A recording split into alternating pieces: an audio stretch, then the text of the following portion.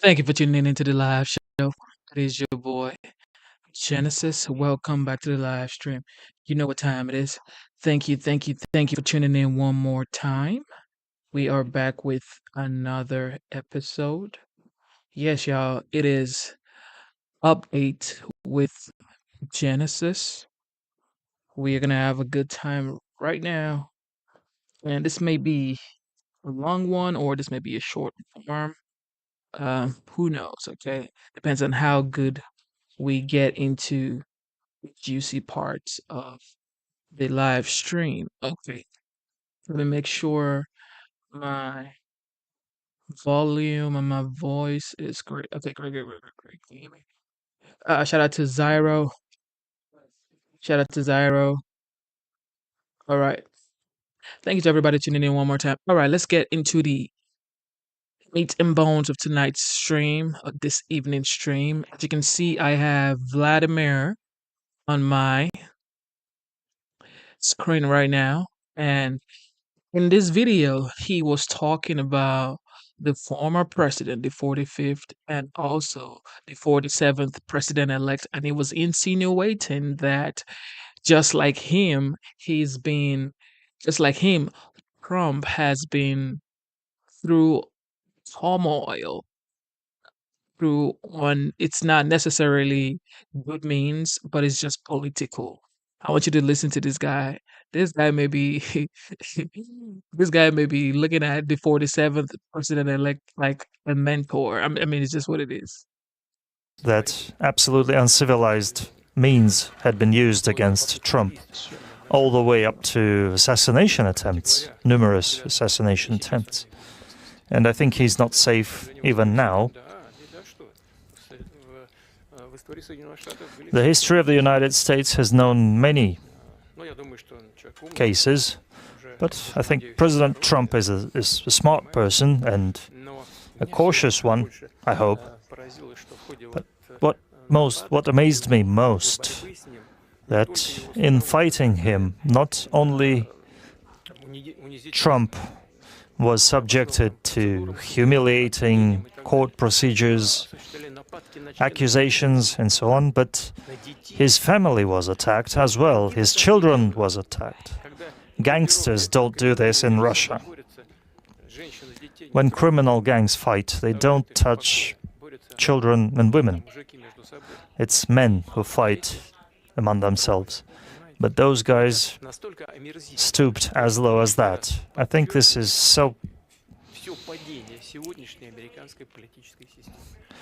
this looks so bad that it only reconfirms how low the political system of the United States has fallen.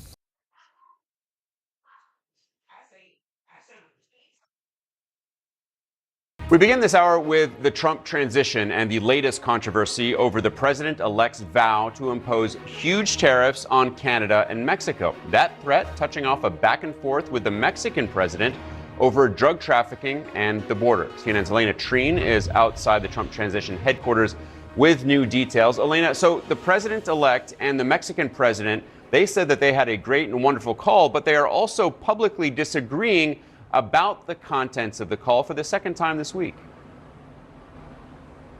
That's right. They have two very different impressions, Alex, of exactly what was said on that call. Donald Trump, for his part, argued that Claudia Sheinbaum, the president of Mexico, agreed to closing down the southern border. She later said that wasn't true. I'm going to read for you some of what we have here. So Trump had said that he had just had a wonderful conversation with the new president of Mexico, Claudia Sheinbaum Pardo. She has agreed to stop migration through Mexico and into the United States, effectively closing our southern border.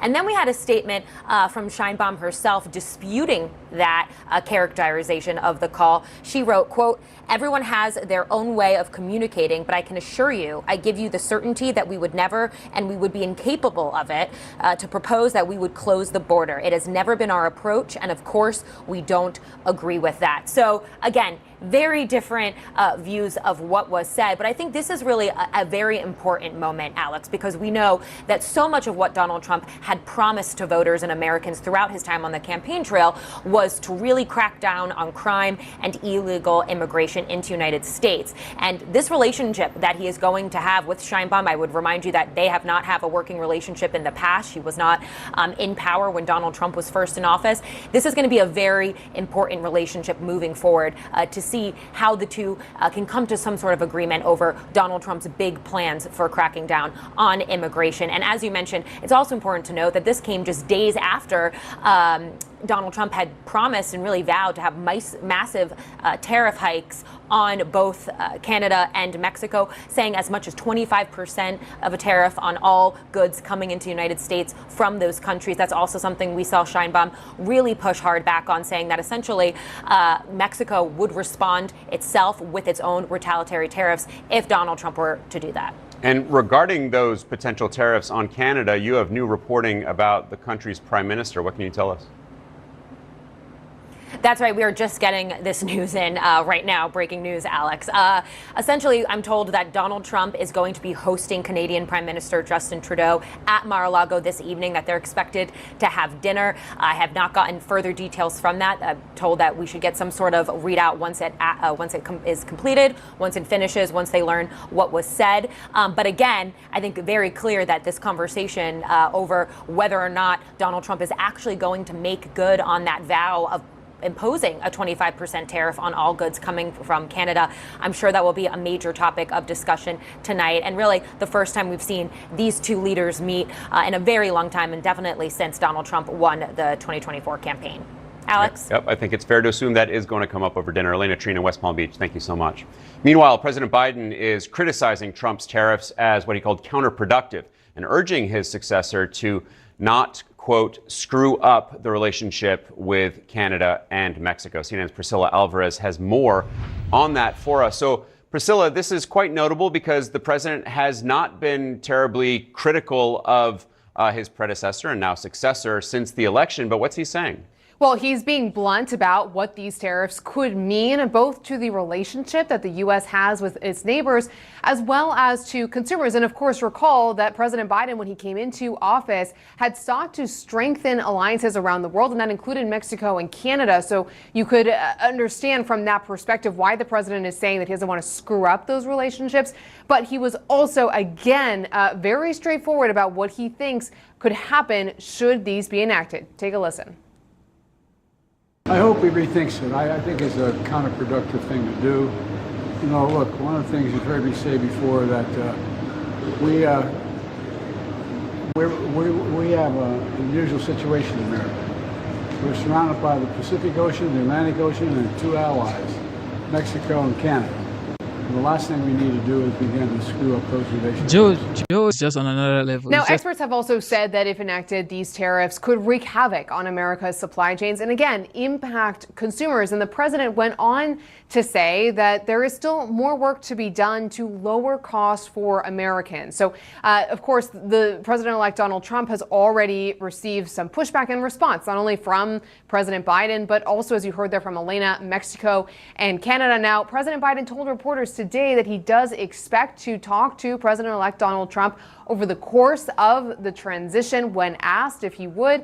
So certainly this, you can imagine, would be one of the issues that the president would raise with Donald Trump if and when they do speak again. But again, Alex, certainly the warning both from economic experts but also from the president is that these tariffs, if enacted, could have significant impacts both for the relationships and for Americans. Yeah, and real questions about whether it's a negotiating tactic or he actually plans to go through with it. Priscilla Alvarez, thank you so much for that reporting.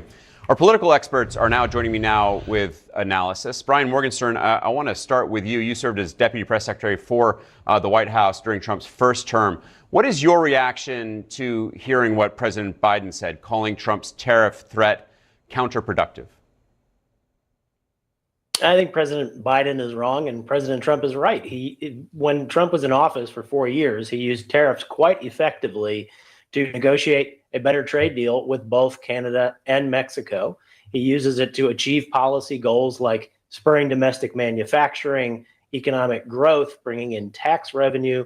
Here he's even suggested that he could use it to help with our immigration problems. I think that's right, because both Canada and Mexico are very heavily dependent upon U.S. markets. We do have leverage there, but it's really about supporting U.S. workers and U.S. companies and using these to achieve policy goals. And he did it once quite effectively. Inflation was minimal at the end of his term, even while using these tariffs. So I do think that President Trump will do what he did last time, which was use these things to bring our negotiating partners to the table. It may create a little friction in the short term, but it's going to lead to stronger relationships in the end. So he did it once, and I think he's ready to do it again. Megan Hayes, Biden said this in a rather informal setting. He was visiting that firehouse in Nantucket, but the comments were quite pointed. What did you make of them? Yeah, I think that he understands what tariffs, especially for Canada and Mexico, can do to the middle class. I mean, a lot of economists during the campaign were saying that this would add $4,000 to the bottom line for middle class families, and that's not something that people can afford right now. So I do think that he's speaking from that. I also think that he doesn't feel that we need to be bullying our neighbors to the north and to the south. So I think that's probably what he was going for there. Shortly after Trump spoke with Mexico's President Claudia Sheinbaum on Wednesday, Trump posted on social media, I want to read this quote, that Mexico will stop people from going to our southern border effective immediately, which was then followed by this statement by the Mexican president saying, quote, we reaffirm that Mexico's stance is not to close borders. Biden has nothing to say. There's absolutely nothing for you to say, Biden, because you had your 4 years. What did you do with your 4 years? Now you want to say things that the 47th president-elect should be doing? Man, you had your 4 years, man. And we saw the economy, and we saw the way life was, and we saw how we struggled. We saw how much we had to work harder than we already are. People had 2, 3, 4 jobs, and they were still lacking. Some people, a lot of homelessness. Homelessness graph went all the way up, more than Trump's. So it's like, man, Biden need to chill with all that. But to build bridges between governments and peoples. Jasmine Wright, what do you think of these contradictory statements and what they say about that relationship between the American and Mexican president going forward? Yeah, I mean, it shows that they have a really different impression about what that consequential first conversation is, and that they may have some issues going forward. Now, of course, if you look at what President Biden was able to do over the last 4 years, yes, there have been major critiques over his what he's done on immigration, but something that he's really focused on is strengthening his relationship with our partners, both to the south, Mexico, and with Canada. Necessarily not with the current president, who hasn't been in office since Biden took over, but certainly all the different administrations. And so I think that he's really nervous that Trump could kind of torpedo the work and the legacy that he has created for himself over the last 4 years. But of course, this is going to be something that bunch of caps right there. Really focuses on as he tries to show the American people that he can both maintain and increase the economy. Already he posted that Americans are feeling better about the economy since he was elected, even though he's not yet in office, but also his promises on immigration, these mass deportations, and trying to. What legacy has he created, though? I mean, CNN, bro, you can never. What legacy has he created? What legacy has he created, though? Let's say the legacy he's created for the past 4 years. Biden? Slow the crawl of migrants to the border. But of course, President Biden has already done a lot to lessen the amount of people coming over the southern border, and Trump will be taking that over. But this is going to be a really important relationship for Donald Trump. And I think that people close to Trump have no doubt that he is going to put in tariffs. I think the question is, what does that look like, and to which countries are the most impacted? We just got this new reporting from my colleague Elena Treen that the Canadian Prime Minister Justin Trudeau is dining with Trump at Mar-a-Lago tonight. Trudeau has said that Trump's tariffs would also hurt America. Ladies and gentlemen, did I just hear them say that President Biden had already lessened the amount of people coming into or coming across the border? Is that Is that what we just heard? Oh my goodness. This guys would never disappoint. What? President Biden has already lessened the amount of people coming through the border? Why? Why are these people like this? Americans. Didn't we just see a 2-year-old girl by the border and she was saying, you know, she didn't even know where she was going and she had a note on her? Didn't we just see that video like 3, 4 days ago? Didn't we just see another 10-year-old boy yesterday when we streamed through? Man, these people would be. Megan, do you think that tariff threats are the best way to secure the border? No, I don't. I think that it's going to raise prices on the middle class, and I don't think that's what we need to be doing. Over 70% of our vegetables come from the southern border, and I just don't think we don't have the ability to produce in our climate here that kind of needs, and that those prices will be passed on to the consumer. Thank you for tuning in to the live show. You know what time it is. It is your boy Genesis. All right, let's keep going because these people just, you have to do your own research because they are just going to feed you any type of information. For real. See, Biden already secured the border. What? We also love this event from Mar-a-Lago. Justin Trudeau made his way down to meet with President-elect Donald Trump. He also was at a dinner table you can see there with Howard. United States.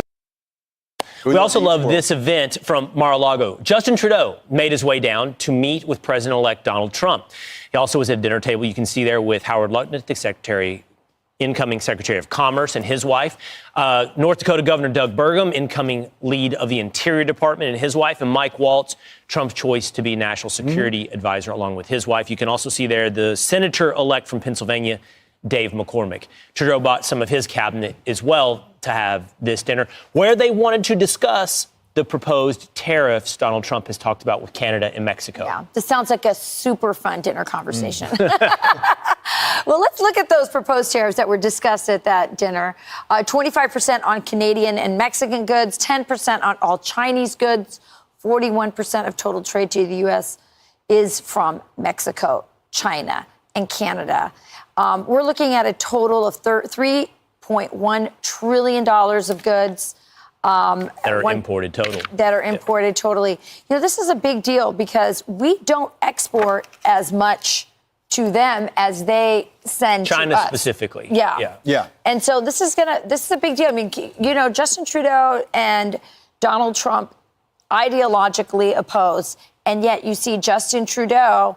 I'm going to read you this quote. You're going to see how conciliatory he is. He's not messing around. He understands he can't play games here. This will deeply affect Canada. And so this is a quote from him earlier on Friday. He says, ultimately, it's through lots of real constructive conversations with President Trump that I'm going to have that will keep us moving forward on the right track for all Canadians. It's important to understand that Donald Trump, when he makes statements like that, he plans on carrying them out. There is no question about it. That could not have been written by Caroline Leavitt and been better for Trump. Like, that is absolutely what Trump wants people to hear and read. And maybe it was coordinated. I think he's genuine when he says that. But what he's saying is, hey, that strategy that President Trump campaigned on and told you would work, it's working. It's working on me as the Prime Minister of Canada. There was a similar situation with Mexico last week. Now, that president, she's come back and she obviously got pushed back, I think, afterwards. But the end statement was, we're going to work with you here from both Canada and Mexico now. And Trump's promise was that he probably wouldn't have to put these tariffs into effect. The threat of the tariffs and them knowing he'll follow through will get us the result we want. And I want to make sure Americans know the result we want is a secure border, is fentanyl and bad people staying outside our country. And I think that if our neighbors or our friends, like Biden wanted to say, then they should want that for us too. The border is one of the issues. The other thing is Donald Trump actually believes this could be a good revenue stream. He's talking about using the money from these tariffs to help pay for some of the tax cuts he wants to bring back, but more importantly, to lower the deficit, which, you know, we're at $35 trillion now. He's saying within a year we could maybe bring that back by over $1 trillion. Well, Stephen Moore, the co-founder of the Committee to Unleash Prosperity, was on Fox and Friends earlier to talk about these tariffs. I think the outcome is going to be positive for the United States and for Canada and Mexico. I mean, we all should join together. The whole Reagan vision was that North America would be a large. Why are people saying Fidel Castro is Justin Trudeau's father? That's cap, all right. Free trade zone. Well, part of free trade cannot be allowing these chemicals and these drugs into our country. I mean, it's so obvious. So I think that what's going to happen, because look, Canada and Mexico have to trade with the United States. We do have leverage over them. And I think in the end of the day, they will cooperate. We will reduce the amount of these illegal drugs in the country, and every one of us will be better off. So I'm positive about this. I think it's going to be very favorable to the United States, and we're going to reduce this scourge of drug overdoses in our country. You know, these particular tariffs, these specifically to Canada and Mexico, are designed to affect policy change. And that policy change is a more secure border. I'm Steve Doocy. I'm Brian Kilmeade.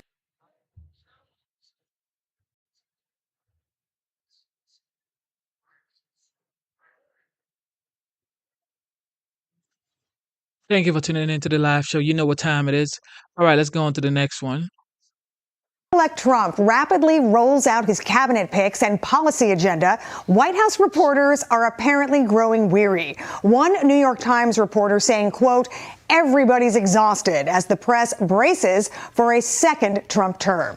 Fox News senior political analyst Juan Williams and Samantha Dravis, a former George W. Bush White House staffer, join us now. Juan and Samantha, thanks for coming in on this.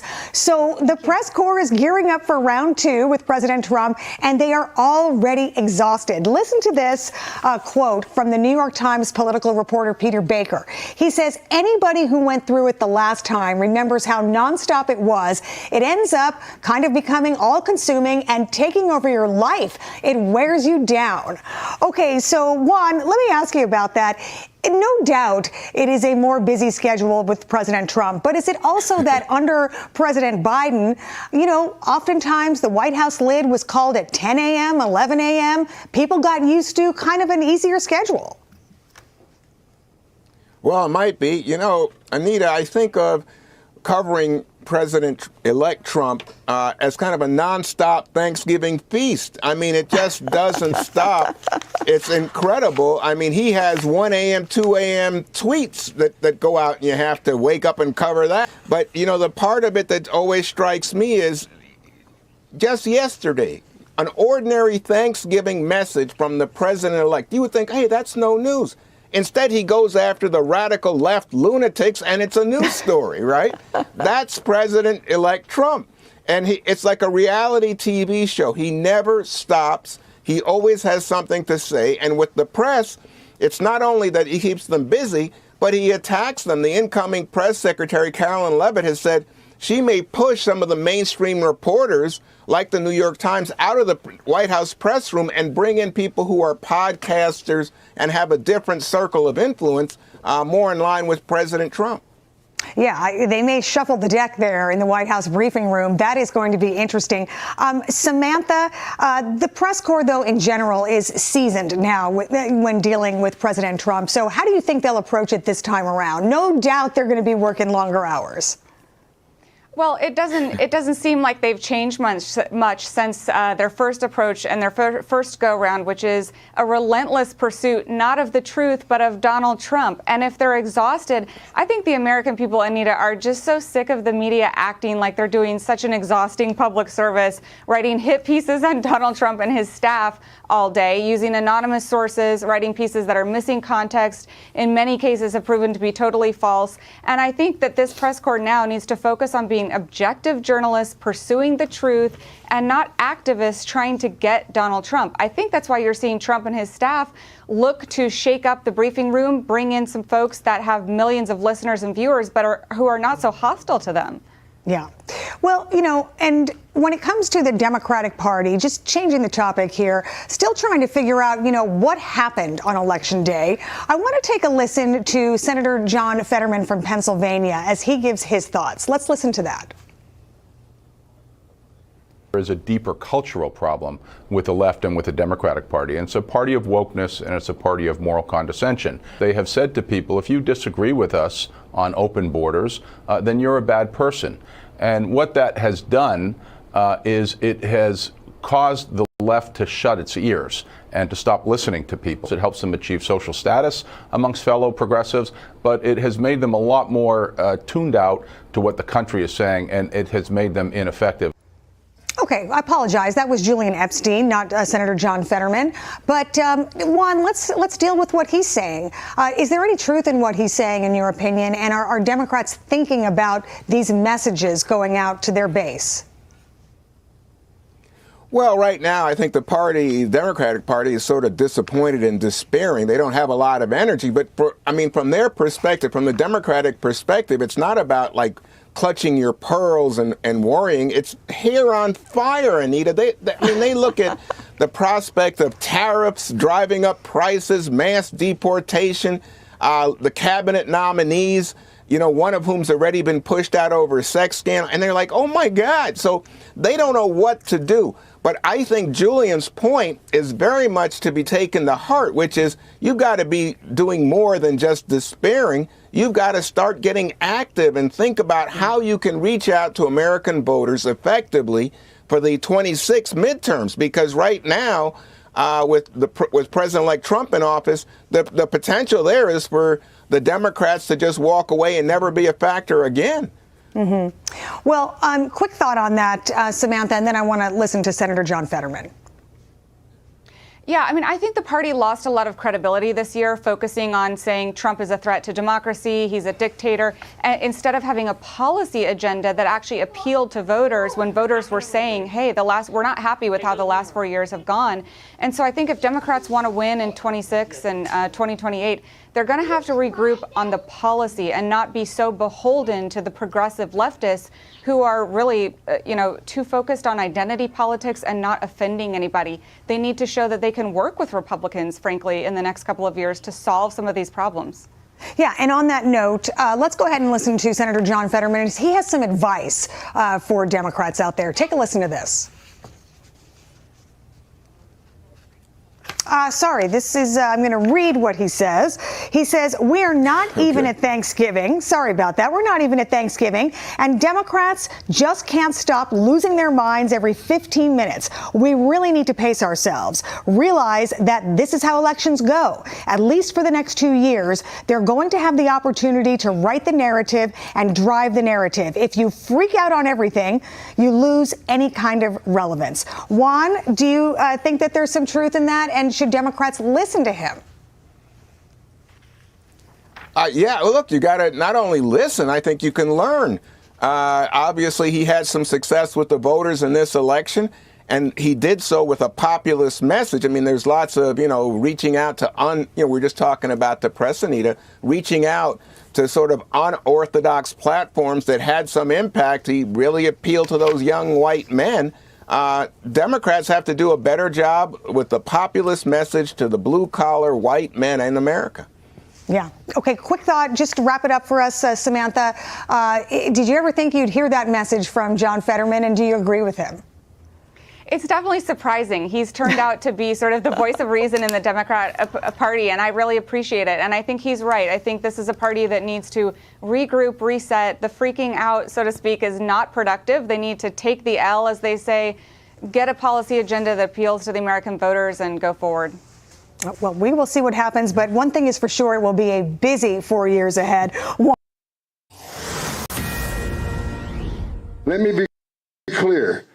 Things are going to change moving forward because if you think about it, New York Post is not going to be allowed in the White House press conferences. That is just not what the normal everyday routine was back in 2016. But it's a new day, it's a new time, so it is what it is. During a visit to the border this week, how's he planning to get that done? He joins us now, and it's great to have you, Tom Homan, on Cavuto Live. Let's talk about the call that the Mexican president and the president-elect shared. Tom, do you have any insight into the conversations? Because now you've got a situation where you're combating this, but also he's threatening tariffs. It could make it easier, harder more complicated? No, look, President Trump proved during the first administration that he's going to hold Mexico accountable. It's against the law in Mexico to traffic in women and children, but they allowed it. It's against the law in Mexico for someone to transit through that country if they're not a citizen in that country, but they allow it. So in Trump's first administration, he had Mexico put military on the southern northern border. He had them participate in the Remain in Mexico program. They didn't want to do it, but President Trump threatened them with tariffs. And look, this is about the safety and security of the United States. We've had a massive, historic illegal immigration the last 4 years. And it's one of the biggest national security threats this country's ever seen. We got over 2 million gotaways. We got a record number of people on the terrorist watch list that were arrested. How many of the 2 million came from a country that sponsored terror? If you think it's zero, then you're not paying attention to the facts. So President Trump's doing what he can to protect this country and protect our national security. He's doing the right thing. And you were down on the southern border with Governor Abbott in Eagle Pass, witnessing it again for yourself, but firsthand this particular week. You've got some mayors across the country who are saying, we're not going to work with you. As a matter of fact, Tom, we're going to make it as hard as possible for you to do your job and carry out these deportations. I know you've said that you'll put them in jail if you have to, but ultimately you hope it doesn't get to that. How does this play out? Well, look, here's what they need to understand, right? They don't want ICE, roaming through their neighborhoods and doing this, what they call mass sweep and all this other stuff. Well, give me access to the jail. We want access to your jails, but the sanctuary cities have locked us out of the jails and law enforcement isn't allowed to work with us. Give me access to the bad guy that you locked in a jail cell, because you obviously locked him in a jail cell because he's a public safety threat. That's the person we want to talk to. And when we do that, it's safe. It's safe for the officer. It's safe for the alien himself. But when you knowingly release them back in the community, that means I got to put officers in your community, which is a big danger to officers because now they're working on the bad guy's turf where he has access to who knows what weapons. It puts the community at greater risk of crime and violence. It puts the officer at risk, their safety at risk. It puts the alien safety at risk. So give me access to the jail, because if you don't, that means we got to go in the community to find this person. And when we find him, he's probably with others, and those others are going to come with us too. So if you want to limit ISIS access to communities, give me access to the jail. It's not only a safety issue, it's a common sense issue. How do you round up the gangs also, Tom? Because there were some recent arrests here in New York City, Tren de Aragua. Ultimately, this is a problem that's not just at the southern border. It's spread its tentacles pretty much everywhere. And you have said you want to get the terrorists, you want to get the criminals, and you want to get them out first. Exactly. President Trump's been very clear. Out of the gate, we're concentrating on public safety threats and national security threats. And again, I can't figure out why any elected official, mayor or governor, doesn't want public safety threats out of their community. If they don't want to do it, we're going to do it. But look, Tren de Aragua, they're on notice. Their days of committing crimes against U.S. citizens in this country are coming to an end. We're going to hunt them down. We're going to arrest them. We're going to deport them. And by doing that, we have certain law enforcement sensitive systems. I can't explain it on this network, of course, but we have ways to find them. And we're going to arrest them and lock them up. Because even if they're here and have some sort of parole standing, or they're here in some sort of temporary allowance from the Biden administration, there are conditions for release. And being a criminal violates those conditions for release. So we're going to lock them up and detain them until they see a judge. So that's the plan right now. What do you make of the trip that the Canadian Prime Minister made to Mar-a-Lago? Good move, because President Trump is serious about tariffs on Mexico. Look, Mexico and Canada. Here's what people need to understand. After 9/11, a study was done by the federal government, and it showed that the terrorists entering this country are 10 times more likely to come to Canada than to Mexico. Yeah. Look, terrorist organizations have a lot of money. They can afford to fly into Canada that has very lax immigration rules. And we know the illegal crossings on the Canadian border in some sectors are up over 800%. It's a huge national security vulnerability. So President Trump's doing the right thing. Treat Mexico and Canada the same way. They need to secure their borders as much as we need to secure ours. There was some video circulating this week of a little girl in a pink jacket. She was 2 years old. And I know that it brought many people to tears to see still, as we're sitting here, unaccompanied minors coming across the border, human trafficking, all kinds of problems that deal with children specifically. We're not even talking about the drugs and the gangs and the violence that's coming into this country. You sit there and think about the Democrats, and they always say that they care about people and they care about children, and yet they see the same images. They've allowed this to happen, Tom. which is exactly why I take this so seriously. Exactly why for 4 years I've been screaming about the southern border. I've said over and over again, this is the biggest humanitarian crisis we ever had on the southern border. That's why I get emotional when I testify in front of Congress. That's why I get emotional on this network, because children die almost every day on that border. 31% of women get sexually assaulted. Open borders what causes death. Not only record number of Americans, 250,000 people died from fentanyl overdoses under this administration. We got 4,000 illegal aliens have died crossing this border. We got a record number of migrants dying and a record number of U.S. citizens dying because of the open border. When President Trump had illegal immigration down 90% less people were coming, how many women weren't being sexually assaulted on the border? How many children weren't dying? How many children weren't left unattended on the border? And how many terrorists didn't make in this country? President Trump's policies were humane. The Biden open borders policies is the most inhumane thing I've ever seen. They're killing Americans at record numbers, killing aliens at record numbers, and cause the biggest national security vulnerability I've seen in this nation. That is why I'm passionate about this. I'm glad they showed that video. My heart breaks for that little girl, but I've held dying children. I've held dead children. I've talked to girls as young as 9 years old that were raped multiple times by cartels. That's what happens in that border. And under the Trump administration, we're going to show that to everybody. We're going to be very transparent so people understand why we have to do what we're doing. Tom, real quick before I let you go, one of the arguments that the left makes is that if you start deporting people, we're going to have a labor shortage here in this country, that essentially everything hinges on the illegals that are here. Now, that's not necessarily true, because 4 years ago, when Trump shut the border down, we had enough legal immigrants to do the jobs we needed, and the economy certainly didn't hit a standstill. As a matter of fact, when they come here illegally, they don't get permits to work right away because they won't be paying taxes. And so ultimately, they love using that argument, saying, oh, everything's going to shut down as soon as you start taking people out. But that is not true. As I've testified many times in front of Congress, and Congress, do your job. Do your job and make sense of our immigration laws. But illegal immigration is not a victimless crime. When you cause a crisis as big as you've caused the last 4 years that overwhelms the Border Patrol, where most agents are pulled off their security detail, that's when the fentanyl comes across that kills Americans. That's when the sex trafficking of women and children up 600%. That's when women and children die. So if you want to fix it, Congress, do your job. But until then, we're going to force the laws of this country. We're going to force the laws enacted by Congress and signed by the president, and we're not going to be apologetic about it. We need to secure the border and save lives. Tom, great to see you this morning. Thank you so much for your time. Man, Tom Ullman is not playing around, guys. This man ain't playing around. He is the border czar, and for sure, 100%, people say his face looks like the border wall.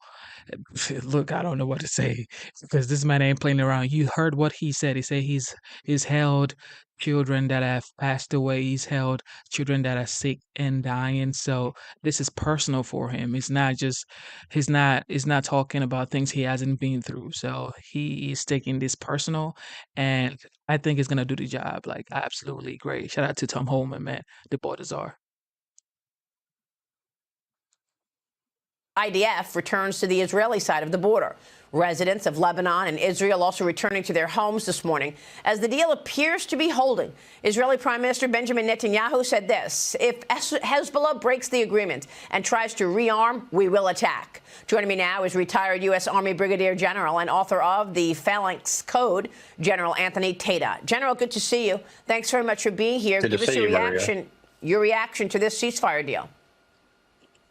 Yes, ma'am. This is the Trump effect. So Hezbollah knows that they've got, a month and a half or so to get their affairs in order because President Trump will open the spigot to Israel of all the arms shipments that the Biden administration has been choking off for political purposes. And they also know that maximum pressure is going to come back on Iran and who's their sugar daddy there. And the arms flow and support from Iran is going to trickle down very quickly under Trump administration, coming in with a great national security team like Mike Waltz as the national security advisor. So very hawkish presence coming soon to the Middle East, one that puts Iran on its heels. And Hezbollah necessarily has to take this deal. This is their last best chance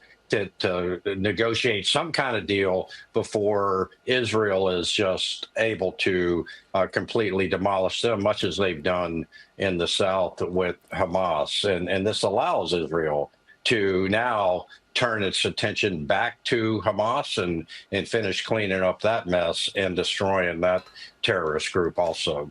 So the Israelis have said that now it is time to keep the focus on Iran. A couple of questions here. Are you expecting Iran to go along with this? Do you expect the Trump administration to come in and have maximum pressure campaign resuming on Iran? And where does Iran stand in all of this, I guess, is the main question. Yeah, Maria, I do expect maximum pressure to be returned to Iran. I think President Trump in my lifetime is the most adept at using all the levers of national power, diplomacy, information messaging, military, economic, cyber, and so forth to be able to achieve national security ends, ways, and means. And President Trump is a master at this. And what he's going to do is come in and diplomatically and economically and militarily put pressure back on Iran, put those sanctions back in place, enforce those sanctions, and choke off the gravy train from Iran to Hamas and Hezbollah into the Shia militia groups. And Iran will message and they'll bluster and they'll have, they'll make their statements about death to America and, all of that. But they've got to be worried now because Israel struck them twice and they didn't even know about it till they woke up. And so they know that they're at a very strategic and tactical disadvantage in this fight. And if they want to pick a fight, they'll get one and they'll lose. Well, I mean, it's interesting. Do you think that they're reading the room, understanding that President Trump is on his way back and is not going to tolerate some of this? I mean, President Biden is also making this renewed push for a ceasefire in Gaza between Israel and Hamas, where the fighting has been going on for more than 14 months, General. Is that even possible? How do you square the Biden team versus the Trump team and what the Israelis and the proxies of Iran are seeing here? Yeah, so Maria, great question. The Biden team has been very much appeasing toward Iran and allowing Iran and its proxies to do whatever they want to do, and have been maximum pressure on Israel to not get outside of its lane, right? So yeah, you're right. This just goes to show you that sometimes the best defense is a good offense. Israel's conducted this foil-in attack into Lebanon to get Hezbollah off its back. They conducted the major offensive into Gaza to destroy, and that's what Netanyahu said. He was going to destroy Hamas so they could never do this again. He's not finished that. So I don't think he's going to stop until he has. And so this peace talk in the South is a very different animal than freeing up his forces in the North. Really, that's a operational decision to hold what he's got in the North, so now he can refocus in the South and finish the job that he needs to do with Hamas. I see. Understood. General, it's great to get your insights. We so appreciate it. Thank you, Maria. Joining me now is retired four-star General Jack Keane, joining the show right now. General, what do you make of this agreement in principle? It sounds positive. What say you? Yeah, this thing has a lot more legs on it than the deals we've seen many times, with Hamas in the Gaza area. And reason is for a couple of. One, Israel put so much pressure on Lebanon with decapitating the leadership, which is still ongoing, removing the majority of their long-range missiles and some degree of rockets, through devastating air campaign. And then the third thing, going in there with troops on the ground, to get all the Hezbollah out of the southern area where they were firing into northern Israel and destroy the actual infrastructure that was supporting them. By that I mean weapon storage areas, weapon sites from which to fire. There was a lot of it there to include tunnel complexes. So that has helped to force Hezbollah to the negotiating table. But here's something that's really significant, Stuart, and a bit surprising to me, is Iran has pushed Hezbollah make the deal. And I think that underscores also what we've talked about before, that Iran is back on their heels. Both of their proxies are losing, obviously Hamas and Hezbollah, and they have lost their air defense system to be able to protect everything that they care about from an air campaign inside of Iran. So the makings of this is certainly in a good direction. The sticking point, I think, will be what Alex mentioned, and that is Israel wants to be able, as part of the deal, if they see Hezbollah about to conduct an attack into northern Israel, they have a right to attack them preemptively, part of the deal, or if they move their troops back into the southern area, they can attack them. This is pretty similar to the deal, UN Resolution 1701, after the First War. But it was violated almost immediately. The peace enforcers to keep Hezbollah out was the UN peace enforcers, failed miserably. Israel suspects that the Lebanese army will also fail, and that to keep the Hezbollah fighters out. That is why Israel wants to be able to go back in there as part of the deal. And we'll see if they're able to achieve that. I want to turn to the war in Ukraine.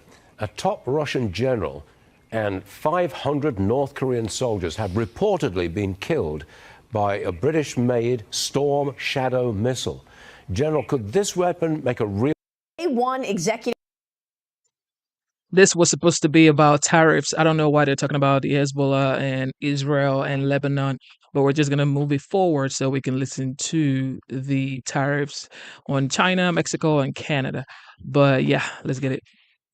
Order slapping tariffs on Mexico, Canada, and China until they stop the flow of illegal immigrants and fentanyl into America. Fox News' Madeline Rivera is live in Washington this morning with more. Madeline.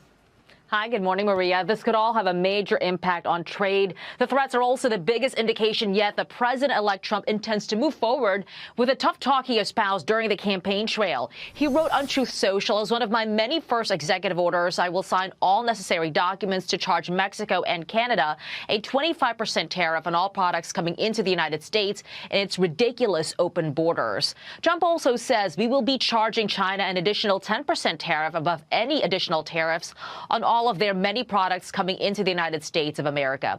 He's accusing Chinese leaders of failing to follow through on its promises to impose the maximum penalty for drug dealers.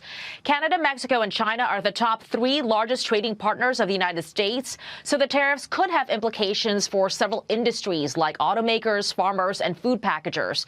The reaction from international leaders was swift. A spokesman at the Chinese embassy in Washington says China believes that China-U.S. economic and trade cooperation is mutually beneficial in nature. No one will win a trade war or a tariff war. It's unclear, though, if Trump intends to follow through with the tariffs or if the rhetoric is intended as a negotiating tool. Canada's deputy prime minister says they'll continue to discuss immigration with the incoming administration, adding Canada places the highest priority on border security and the integrity of our shared border. It's an example of how governments and companies are rethinking their strategies in the wake of Trump's re-election. Maria. All right, Madeline, thanks very much. Maddie Rivera there. Here's what Trump's incoming Treasury Secretary, Scott Bessent, told me about Trump's approach to tariffs. Donald Trump's ready on day one. When he wins, January 20th, he's going to hit the ground running, and it's going to be a growth agenda. Tariffs are going to be part of that. He was the original tariff man, and he did it to raise revenues and to protect American industry. Donald Trump has added the negotiating leg, and I think given Donald Trump's credibility on tariffs from Trump 1.0, he will hit the ground running on 2.0, and world leaders and business executives will know he means business. Oh, yeah, and he's keeping that promise with this announcement overnight, Chris, that he's going to be slapping. These are additional tariffs that we expected anyway on China. And, of course, Mexico and Canada, he's got the USMCA deal in place, but he's got the right to renegotiate that, and it looks like he's going to do just that, Chris. As he should. It's already working, Marie. We already heard that the Chinese car company saying we don't want to build another factory in Mexico because we're concerned how Trump will perceive it. It's showing us that he's using it as a negotiating tactic. It's working extraordinarily well. And frankly, if the U.S. cars are having 100% import in China, it's still disproportionate. This is going to tighten up the border. This is going to stop that flow of illegal drugs, these things that he ran upon. and he has the power to do it. And I think he's willing to use this stick. And I think we'll land at a lower percentage rate, but I think some tariffs are completely appropriate. Jonathan, it's amazing to me how everybody's getting in line. Even before Trump gets in office, you're seeing a think twice about having a Chinese factory in Mexico narrative going on there in Mexico. You've got the Russians saying, I'm ready for a reset with America. You've got a handful of companies in America saying, I'm going to take my supply chains out of China and build everything in America. Yeah, it's interesting. I mean, there's all these people, particularly on the left, that look at President Trump and say, oh, wow, he's lost his mind. What is he doing? He's doing something when the left has done nothing for the last 4 years to address what he's trying to do. So I commend the president in terms of what he's doing. But also keep in mind that these tariffs, they're level playing field tariffs, right? I mean, these countries are also imposing tariffs on our country as well. So, it doesn't just flow one way.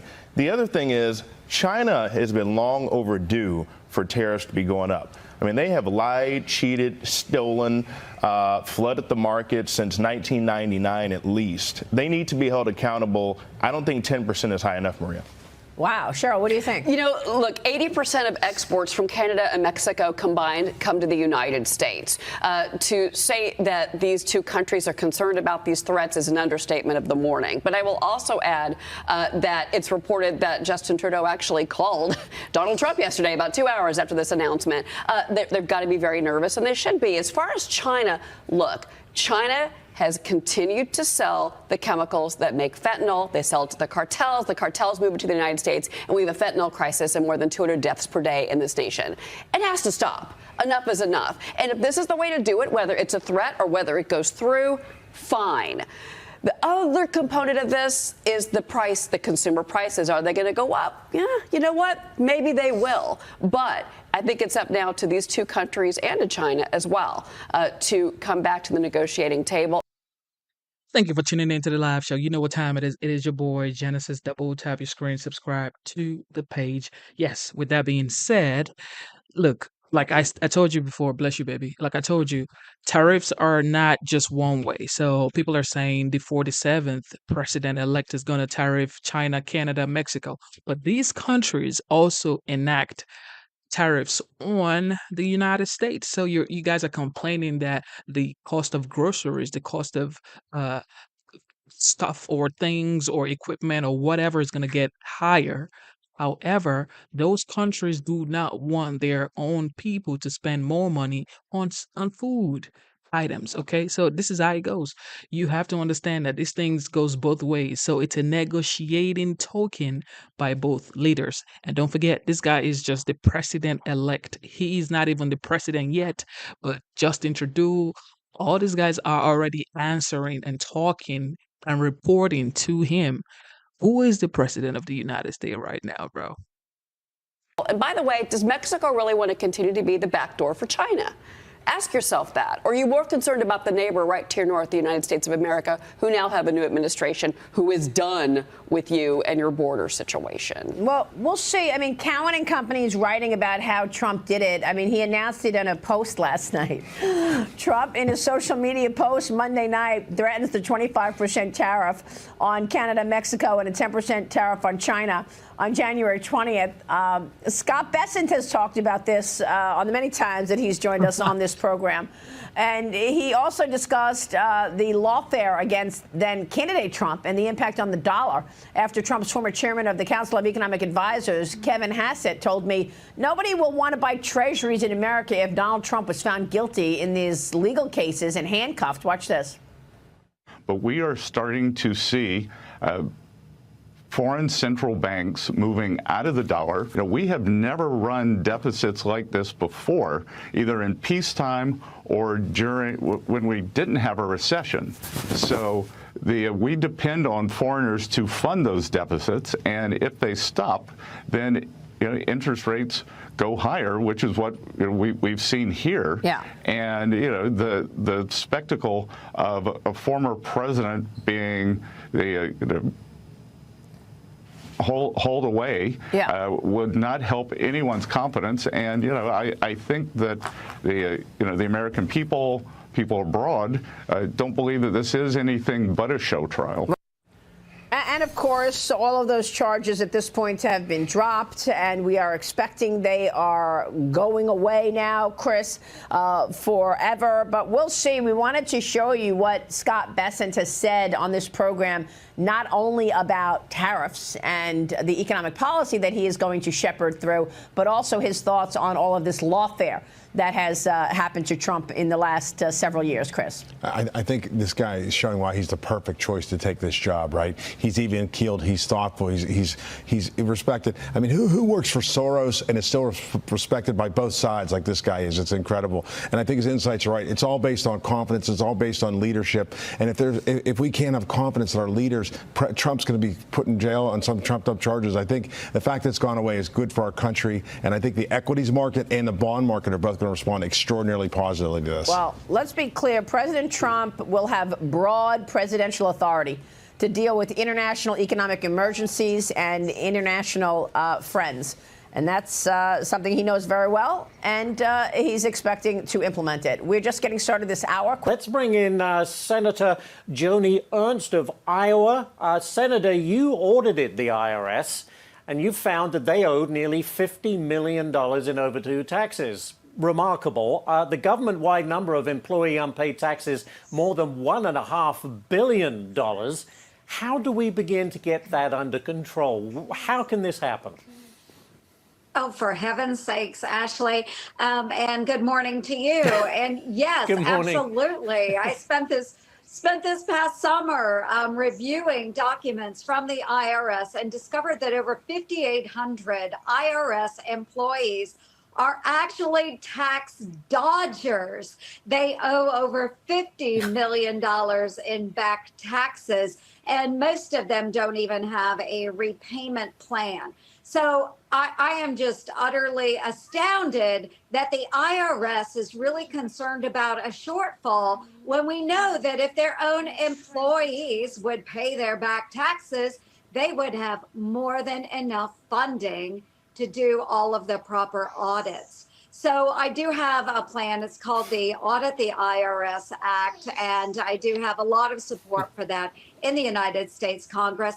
But this was just one of the many issues that I raised with Elon Musk and Vivek Ramaswamy when I presented to them my savings, my cutting waste, fraud, and abuse across the federal government in order to help their Department of Government efficiency. Which is government efficiency. I say this all. I mean, just think about it. The people who work at IRS are owing back taxes. That's just on another level, guys. I mean, to think about the fact that IRS, who does the audit, just when they audited the Pentagon, and the Pentagon failed their audit 7 times in a row, and according to sources, the educational board or whatever also did not pass their audit. And it's like, how is that even possible?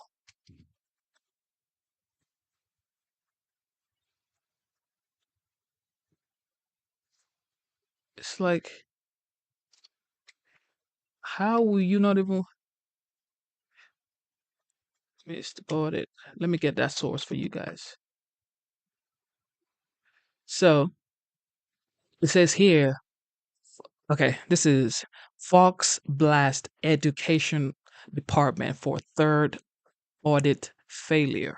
So these guys are missing or failing audits for 3 times, and Pentagon failed their audits for 7 times in a row.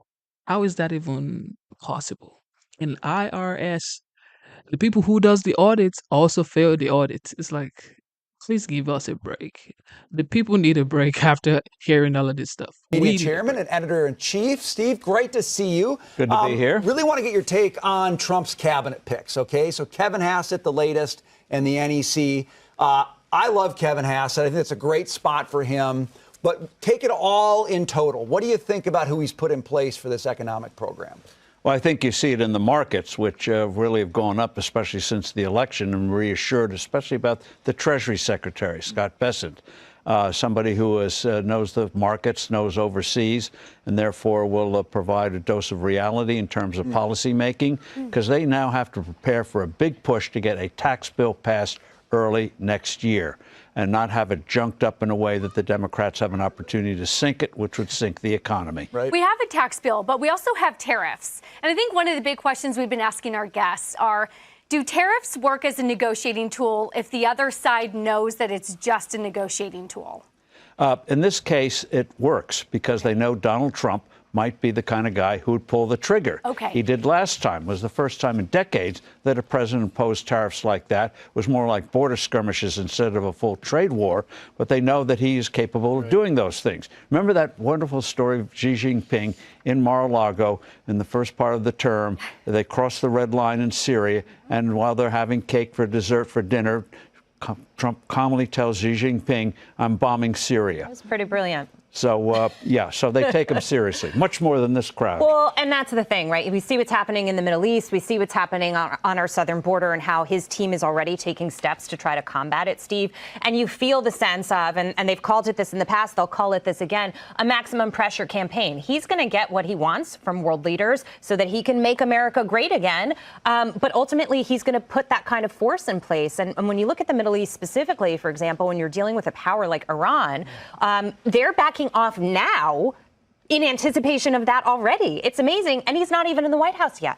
Well, and also they're beginning behind-the-scenes negotiations between Mexico and Canada. So, in effect, he's already starting to be president. Right. And in the Middle East, a big decision is going to have to be made in the next few months. Are they going to let Iran have the capacity to get the bomb?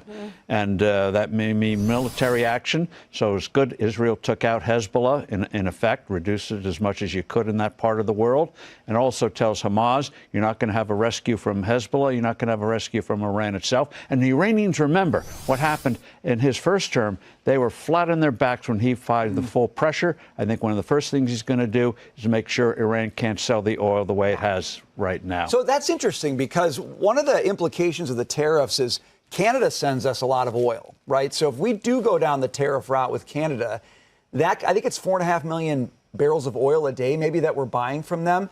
It puts a premium on the point you made, which is you've got to get the energy program, the domestic energy program ramped up real fast if you're going to do a tariff on Canada and if you're going to counteract Iran. Well, I think with the tariffs, it's going to be more like the sort of Damocles. You don't have to apply them. The fact that they know he could, I think, will push the negotiations. And one of the things to soften up the Canadians is how about renewing the Keystone Pipeline? Well, he's doing it. We've talked a lot about that one, too. Yeah. I have a question on tariffs as well, staying on that theme, if the why behind them matters. So when we talk about China free trade, it doesn't feel like free trade. We feel like we've been giving them, unlimited stuff at the expense of Americans. And so the tariffs is more economic. But with Mexico and Canada, a lot of people think that the tariffs are a negotiating tool when it comes to the border or fentanyl. Does the why behind the tariff, if it's economic or border related, matter? Not to the receiving side. Okay. Punishment is a punishment. And so I think, again, they know he'll take action. And so in Mexico case, they have to figure out how they get Mexico to move. And Mexico has to figure it itself out with their nationalistic pressures inside. How do you get to status quo ante? What we had in 2021 when migrants were stopped in Mexico, you had a new trade agreement. They've been violating that trade agreement. And so they got to get it back on track again. And so we're test is going to come with the new president of Mexico. Can she have the skills to make sure we get a deal that can get that economy moving? Because we don't want a bad economy in Mexico. That's just going to make things worse. And she may actually push back. And that's fine if she does, because as a negotiation, you don't expect people to just fall on their knees and accept your first offer. But he is a master negotiator, and that's what this is all about. It's about the back and forth. I don't necessarily think he cares about how you get there as long as you get where he wants to go. And they may come up with a deal in terms of a... Like I told you guys yesterday, shout out to everybody tuning in one more time. All right, I see KGamer89. Shout out to KGamer89. It's been a while. KGamer89, God bless you. Thank you for tuning in. All right, so like I told you guys yesterday, look, tariffs are a negotiating tool. It's just like a negotiating tool because if you think about it, these tariffs that you guys are so scared of, both countries are enacting it on each other. So it's like nobody wants their people to pay high prices on price of food or any item. So it's like they're just trying to get a better deal for their people and their country. So Trump is doing what he has to do to make sure that the United States has best deals ever. And of course, he campaigned on bringing back jobs and making sure to bring down the prices of groceries. Don't forget, that's why he won the popular vote and the electoral college. So y'all need to chill and read between the lines. Those people, Mexico, China, Canada, you think they want high prices for their people? They don't. So they're gonna have to play ball at the end of the day. Giving Mexico help in fighting internally the cartels, which is a huge problem. In a few years, Mexico could become a narco state, which happened to Colombia 20, 25 years ago before they got a reformed president in to turn that disaster around. So Mexico has a real incentive to keep that economy going because she's got big problems inside.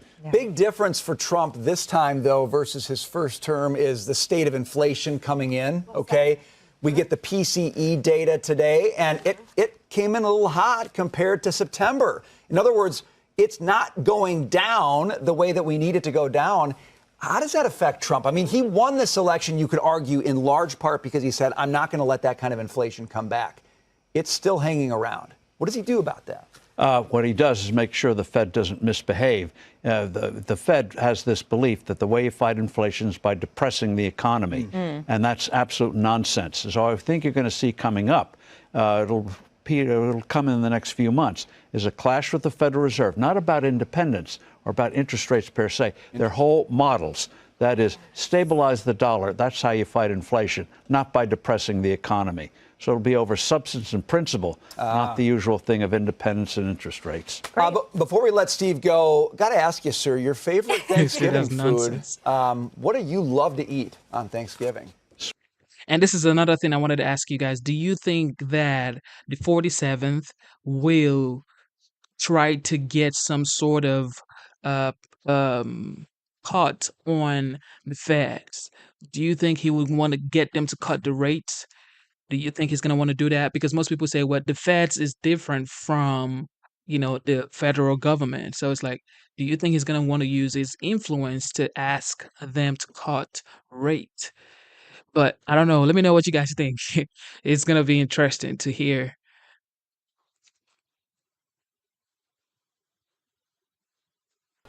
Welcome back. Now a look at where markets ended a holiday-shortened week following PCE and GDP numbers. All indices ending the month of November with gains as investors weigh what a Trump 2.0 means for the economy heading into 2025. All of this as Trump is rounding out his economic team, tapping trade lawyer Jamieson Greer as the next U.S. trade representative, nominating longtime advisor Kevin Hassett to lead the National Economic Council.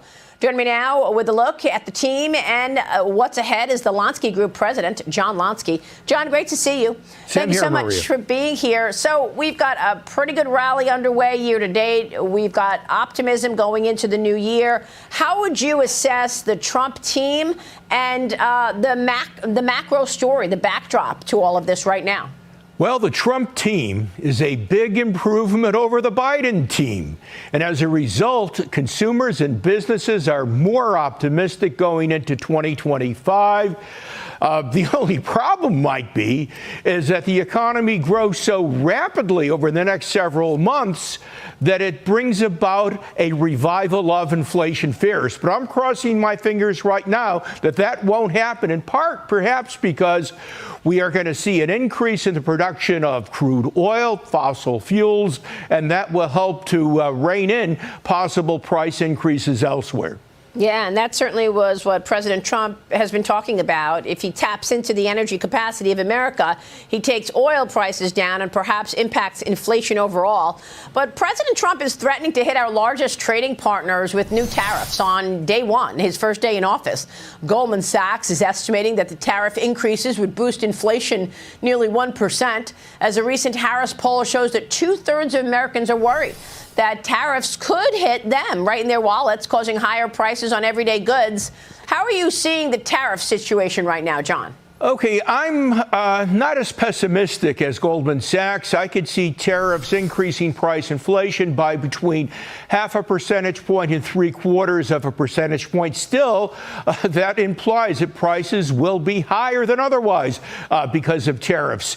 You know, one thing I want to add is that the markets don't appear to be especially worried about tariffs. My goodness, we have the 10-year Treasury yield that has actually been declining. At last look, it was down to about 4.25%. That happens to mean that mortgage yields will be a little bit lower. And moreover, the implied probability of a Fed rate cut on December 18th has risen from 55% up to 66%. So what the markets are telling me is that the imposition of tariffs will not be a disaster for the U.S. economy. And let's not forget why Trump is increasing these tariffs. That is to help bring about a halt to illegal immigration as well as stop this horrendous inflow of fentanyl.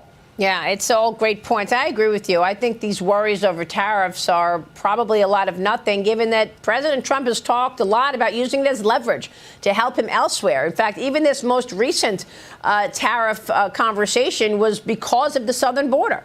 He's saying, look, help us with the illegal migrants coming in, the fentanyl coming in, or yes, you will pay.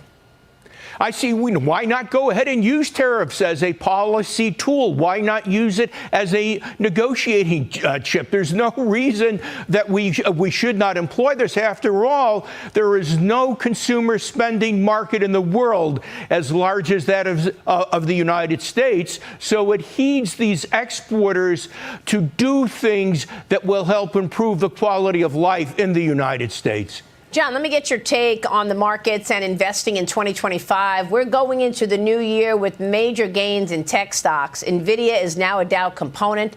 It has led the NASDAQ and the Dow. NASDAQ up 25+% for this year. Do you think this has legs into 2025? How would you allocate capital in the new year?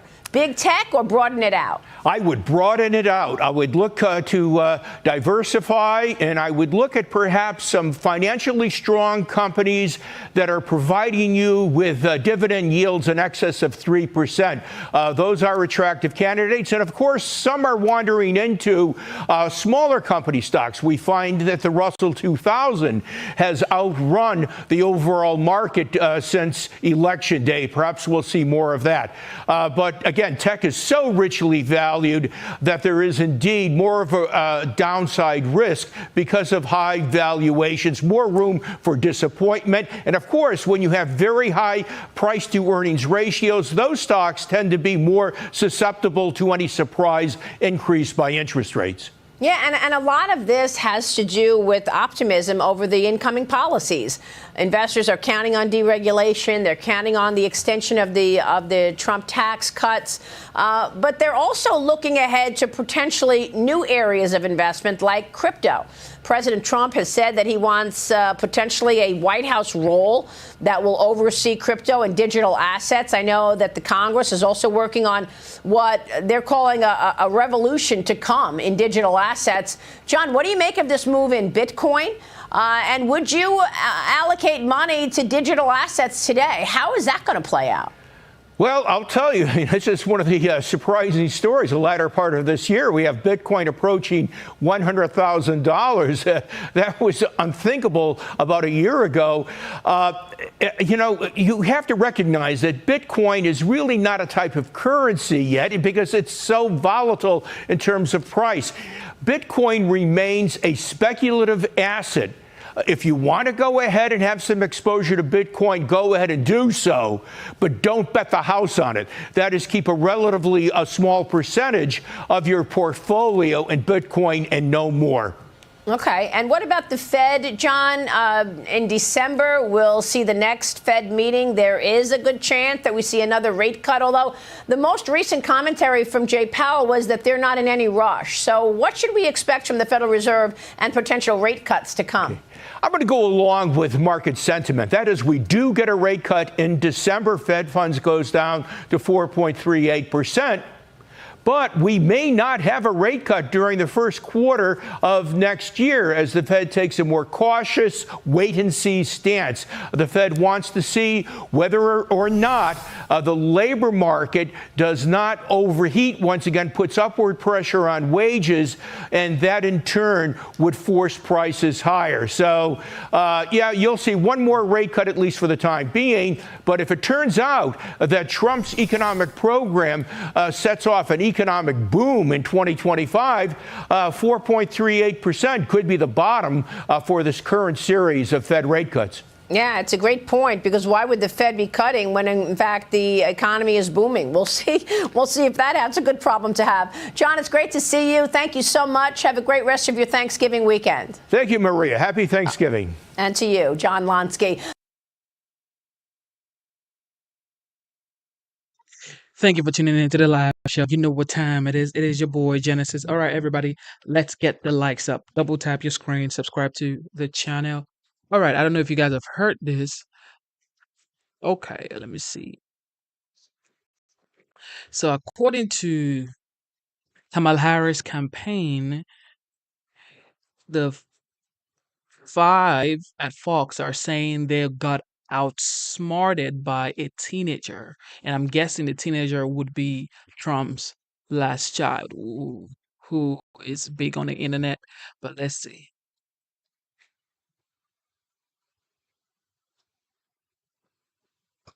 All right. Did the Kamala campaign get outsmarted by a teenager? A top Democratic mega donor is singing the praises of Barron Trump for pushing his dad to get on the popular podcasts like Joe Rogan, while Harris staffers were busy trying to stop her from going on, and they were crying racism.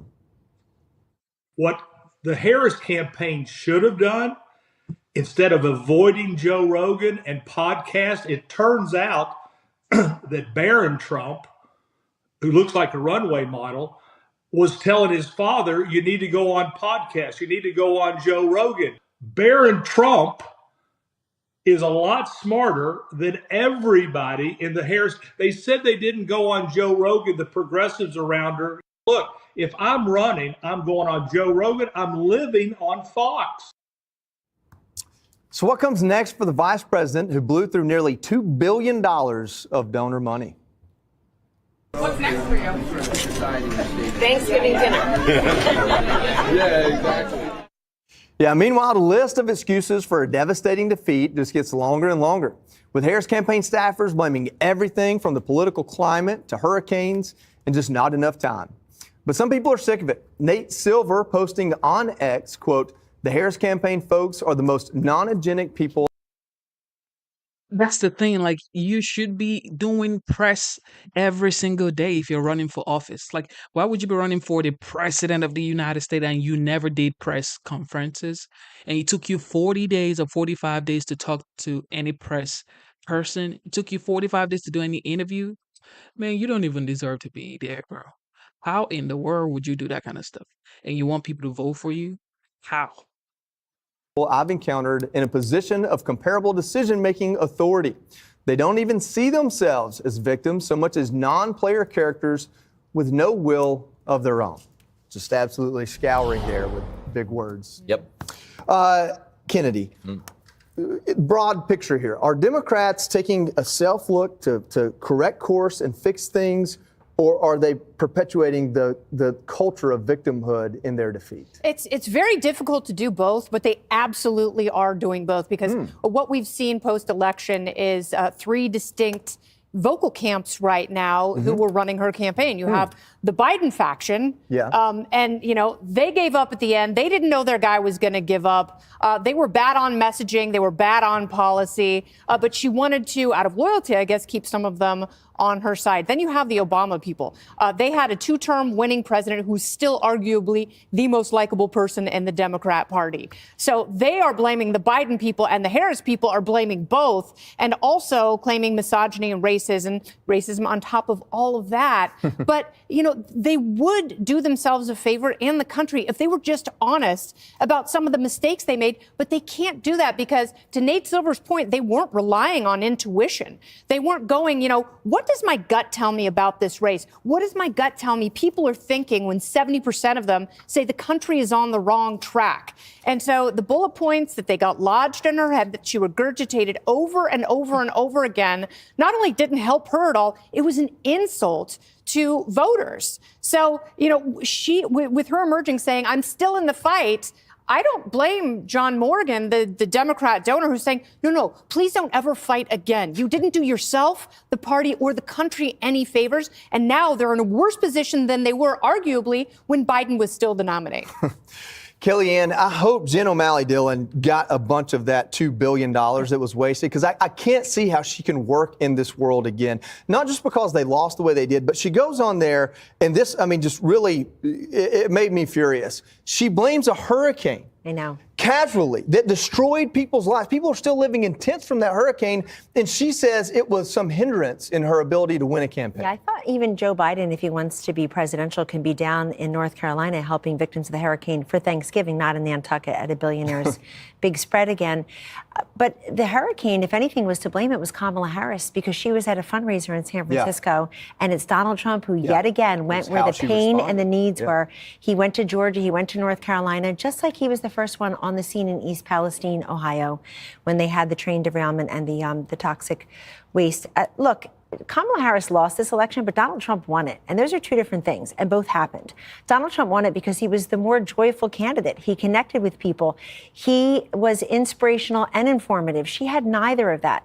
The Democrats are suffering, Joey, from message, messenger, and delivery. The message was awful. It's basically that, no, don't believe your eyes when you see people coming across the border illegally. When you see the open border, you see the unaffordability of everyday life. Don't believe your own eyes. Believe what we say, not what you see. The messenger was horrible.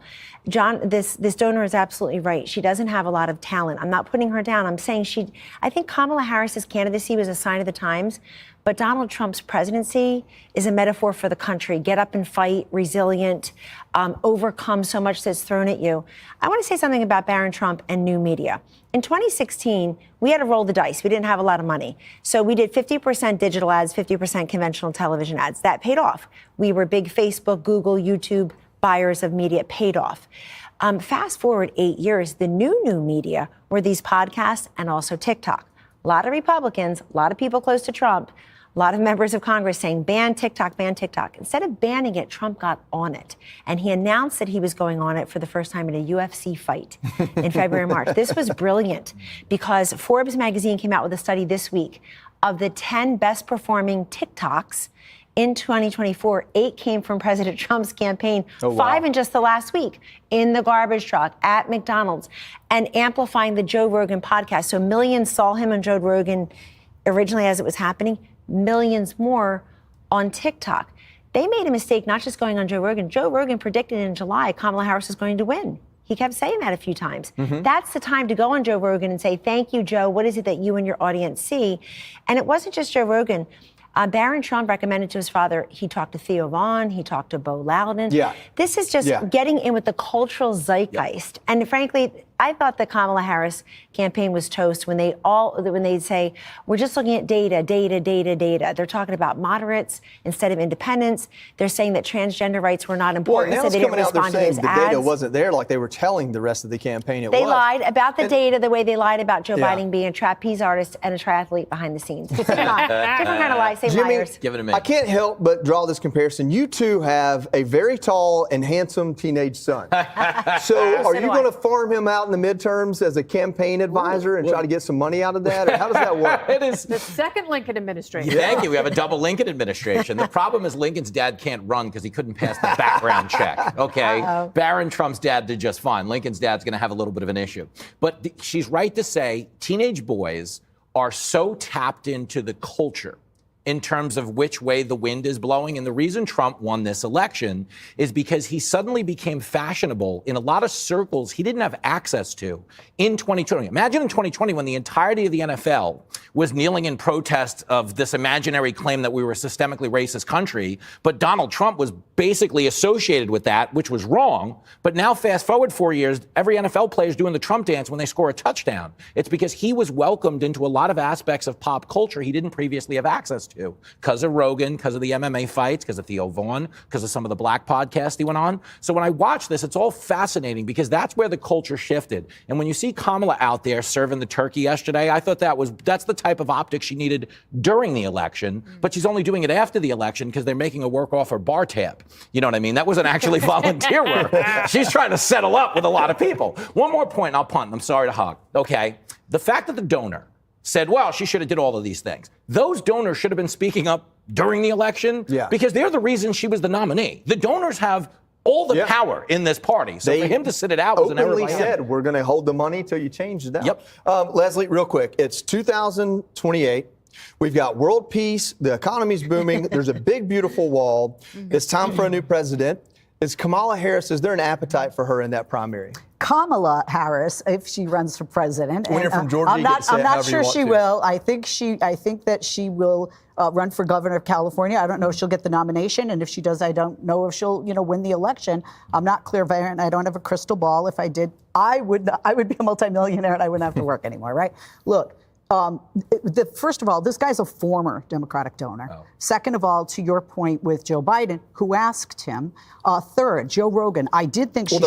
I did think that Vice President Harris should have gone on Joe Rogan. My understanding was they did agree, and then when she finally did agree, he didn't agree to her terms. However, wait. But what I'm saying, you pay for to Texas, guys, give me my 60 seconds. She was in Texas that weekend, by the way. That is hogwash. She went and hung out with Beyonce.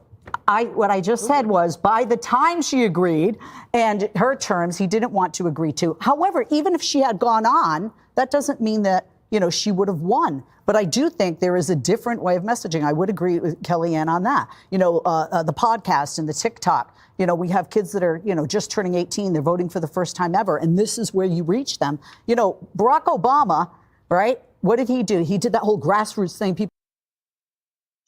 Oh my God, guys. This is the funniest thing I have ever seen. What is going on here? She wanted to dictate the terms. I mean, this is my podcast. You cannot dictate the terms, bro. That's not going to work. And that's cool because Joe Rogan is like the biggest podcaster on the planet. So what are you talking about? You're going to dictate the term? You better get yourself over there and do the interview. And that's why you lost, okay? Because you cannot have a conversation and be authentic. You want to bring Hollywood elites that don't even know what the gas prices are. They don't know what the mortgage rates are. They don't know how much a gallon of milk costs. These people live in mansions in Los Angeles. You think they care about what the prices of food are? I mean, they've never been to a grocery store in like years. And I'm so glad with all the Hollywood elites, Taylor Swift, Samuel L. Jackson, all of them, and their queen, none of them helped her win. And that's just the goal. Because at the end of the day, you have to think about the plumbers, the farmers, the carpenters, the welders, the truckers, like normal everyday Americans who work hard to pay bills. This is who this guy was talking to. These are the people he was having conversations with. That's why these people connect with him. And there you have it. You have your 47th. I mean, what else? They better learn, because if you don't learn from this mistake, you're never going to have the White House. It's just what it is. People thought he was crazy. $1, $2, $3, right? It was very smart, very helpful. TikTok, podcast, very smart, very helpful. And my party, to the point of blame game, not productive. What you do, I tell my kids, if you mess up a test, look at what you did wrong, relearn it, try to understand it, retake the test to do better going forward. And that's what we have to do. Republicans did that, by the way, themselves in 2008, when Barack Obama won, when Democrats had a larger majority in the House and the Senate. And that's what Democrats have to do now going forward. And last thing with donors, there's always going to be a winner. There's always going to be a loser. If you write the check, you have a 50-50 chance at getting your investment. Yeah, $2 billion. I think they got some fraudulent information on that investment. All right, up next, Thank you for tuning in to the live show. You know what time it is. Double tap your screen, subscribe to the channel. All right, on to the next one. Fox Business learning President-elect Donald Trump has been talking policy with J.P. Morgan Chase CEO Jamie Dimon behind closed doors. Sources saying, quote, Dimon has served as a sounding board for the president-elect for months on issues such as reducing government spending, tax policy, trade, and banking regulations. Fox Business correspondent and author of Go Woke, Go Broke, Charles Gasparino joins us now. Great to see you, Charlie. Are you surprised? You surprised about this relationship between Trump and Dimon? No, and excuse me for my voice. I'm like you, I talk too much. Will, here's the bottom line. You want a president that reaches out, particularly to smart people in the financial community. This is what Trump does. He's really good at this. He has kind of a kitchen cabinet of people in the business community he reaches out to, bounces ideas off of. It's Donald Trump at his best. Jamie Dimon is not necessarily a supporter. I broke, for Fox Business that he was thinking about joining the Kamala Harris administration and then backed off of that later on. But, he's nominally a Democrat, but he's smart. And, Trump and his people are reaching out to a lot of smart people on Wall Street to give their views about, what went wrong the last 4 years. I mean, let's face it. We had massive inflation. We had increased regulations through the roof. It depressed earnings of some companies. Banks in particular could have done a lot better. They could have helped the capital formation process better, infusing the free market system with more money, but it was held back by banking regulations. And I'm pretty sure that's exactly what Jamie Dimon is telling Trump's people right now. And I'm pretty sure regulations will be loosened on banks going forward. At least we're going to have smart regulation. We're not going to have no regulation, but we're going to have smart regulation. And it's because Trump is listening to people like Dimon. Well, Dimon's been praising Trump, Charlie, for quite some time. I mean, almost a year ago now. Here's what he had to say about Donald Trump. Let's watch. Take a step back, be honest. He was kind of right about NATO, kind of right about immigration. Mm-hmm. He grew the economy quite well. Tax reform worked. Mm-hmm. He was right about some of China. So, as you pointed out, that's coming from a guy who in the past, at least, has supported Democrats. He's talking about what Donald Trump got right. I am curious, from what you understand, Charlie, it's being described as a no holds barred, several types of sounding board meetings with Trump and his team. I'm curious what no holds barred might mean. Well, Jamie Dimon is a famously, shoot from the hip type guy. They don't want to hear about none of that. Because he doesn't mince words. You better know. Nobody wants to hear that. For years. We both, met each other recently for a little reunion. And I said, we knew each other when neither of us had gray hair. Now we both have a lot of gray hair. But I'm just telling you, this is a guy that's kind of like Trump in that respect. Again, he's warred with Trump. He said he could be a better president with Trump. Said he was tougher than Trump.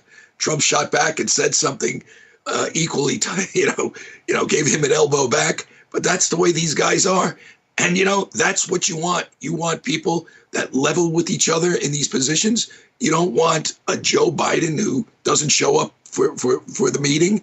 You don't want Kamala Harris that gives you word salad where you really can't understand what she's saying. You want people who tell you the truth about financial regulation, about the economy. Mm-hmm. And I tell you, Jamie Dimon is one of those. And that's why Trump appreciates him. Trust me on this. All right, get some hot tea, man. Take a day. Take a day. Just don't watch college football. Don't yell at your TV. Just take a day. It goes away when I work out. Listen, when I work out, I'm going to go running in a few minutes. Okay. It will go away. All right, we'll look for you in Central Park. Charlie Gasparino, thank you so much. Hey, everyone. Thank you for tuning in to the live show. And somebody said you want someone who knows about the economy, but hasn't filed bankruptcy for 7 times. Do you even know what? Do you know what that means? That you filed bankruptcy for 7 times? Oh, no wonder the internet is so slow. I was wondering why my internet was tuning out. Something is wrong.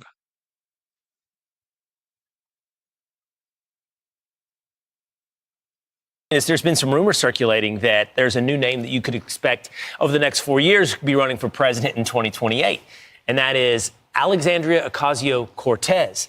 There are rumors flying around. Yeah. She could be a name. Yeah, so like I was saying, about bankruptcy. Bankruptcy is a tool, okay? That's the thing about people who haven't started a business or who don't know anything about S corp, C corp, LLCs, or anything like that. You guys, like, it's like, what are you even talking about? Bankruptcy is a tool for business owners so they can protect themselves, okay? It is what it is. Sometimes you lose, sometimes you win. So if the business isn't doing great, you have to protect yourself. And his business is filed for bankruptcy. Him personally did not file for bankruptcy. And guess what? You still go to New York and you see his name on buildings. You go to Chicago, you see his name's on building. You go to Los Angeles, you see his name on building. Look, that's what constitutes success. You have to fail your way forward. Okay, you fail your way forward. Tell me any great person who has done great things in this world that has never failed. Guess what? In 2020, he lost the election, right? Guess what happened in 2024? He won the election. So sometimes you got to chill. Sometimes you got to learn from your mistakes. And look at him now. He won the election. So he failed in 2020, but he won in 2024. So you can fail, but then if you keep going, you are always going to win. All right, with that being said, Alexandria Ocasio-Cortez, popularly known as AOC, was 3, according to the 47th. He might be running in 2028. But my thing is now, this is an Hispanic woman, right? Compared to who ran in 2024, she's pretty popular, but now what her policies like? What her policies like? Put it in the chat. Let me know what you guys think. Added to the following expectations for 2028, which would include Kamala Harris, Gavin Newsom, governor of California, Gretchen Whitmer, governor of Michigan, Josh Shapiro, governor of Pennsylvania, Pete Buttigieg, former Secretary of Transportation, J.B. Pritzker, and then now AOC. Yeah, I think, why is everyone going down to Mar-a-Lago? Because Donald Trump won the election. And in doing so, and Joe Biden, I think he's out, right? He's ready to roll. Yeah, he's over it all. And so then you say, well, who's leading this party? Well, who is leading this party? You named off some names that a lot of people got excited about. Someone like Shapiro that comes across as moderate, which isn't. But they're governors. They're running states. So who at the national level, who is active in the halls of Congress, who's actively fighting against what the Trump administration may do? And this name AOC comes up. Why? Because she's going to be old enough by 2028. She's going to be 35 by then. She will be. Let's see what Monica Crowley has to say about it. Yo, Cardi B, bro, you need to chill with all that. The lesson of this last 2024 election and Donald Trump's landslide mandate victory is that the country has had enough of the radical left. It's had enough of socialism. It's had enough of cancel culture and wokeness, and it rejected roundly all of those things. So I don't think in 4 short years the country is going to say we need more communism. I don't think that is going to be the choice that they are going to make. However, just a word of warning to the Republicans, to my party. Do not underestimate AOC. She's young, she's vibrant, she's attractive. I think she's wrong on everything, but she does have real grassroots support.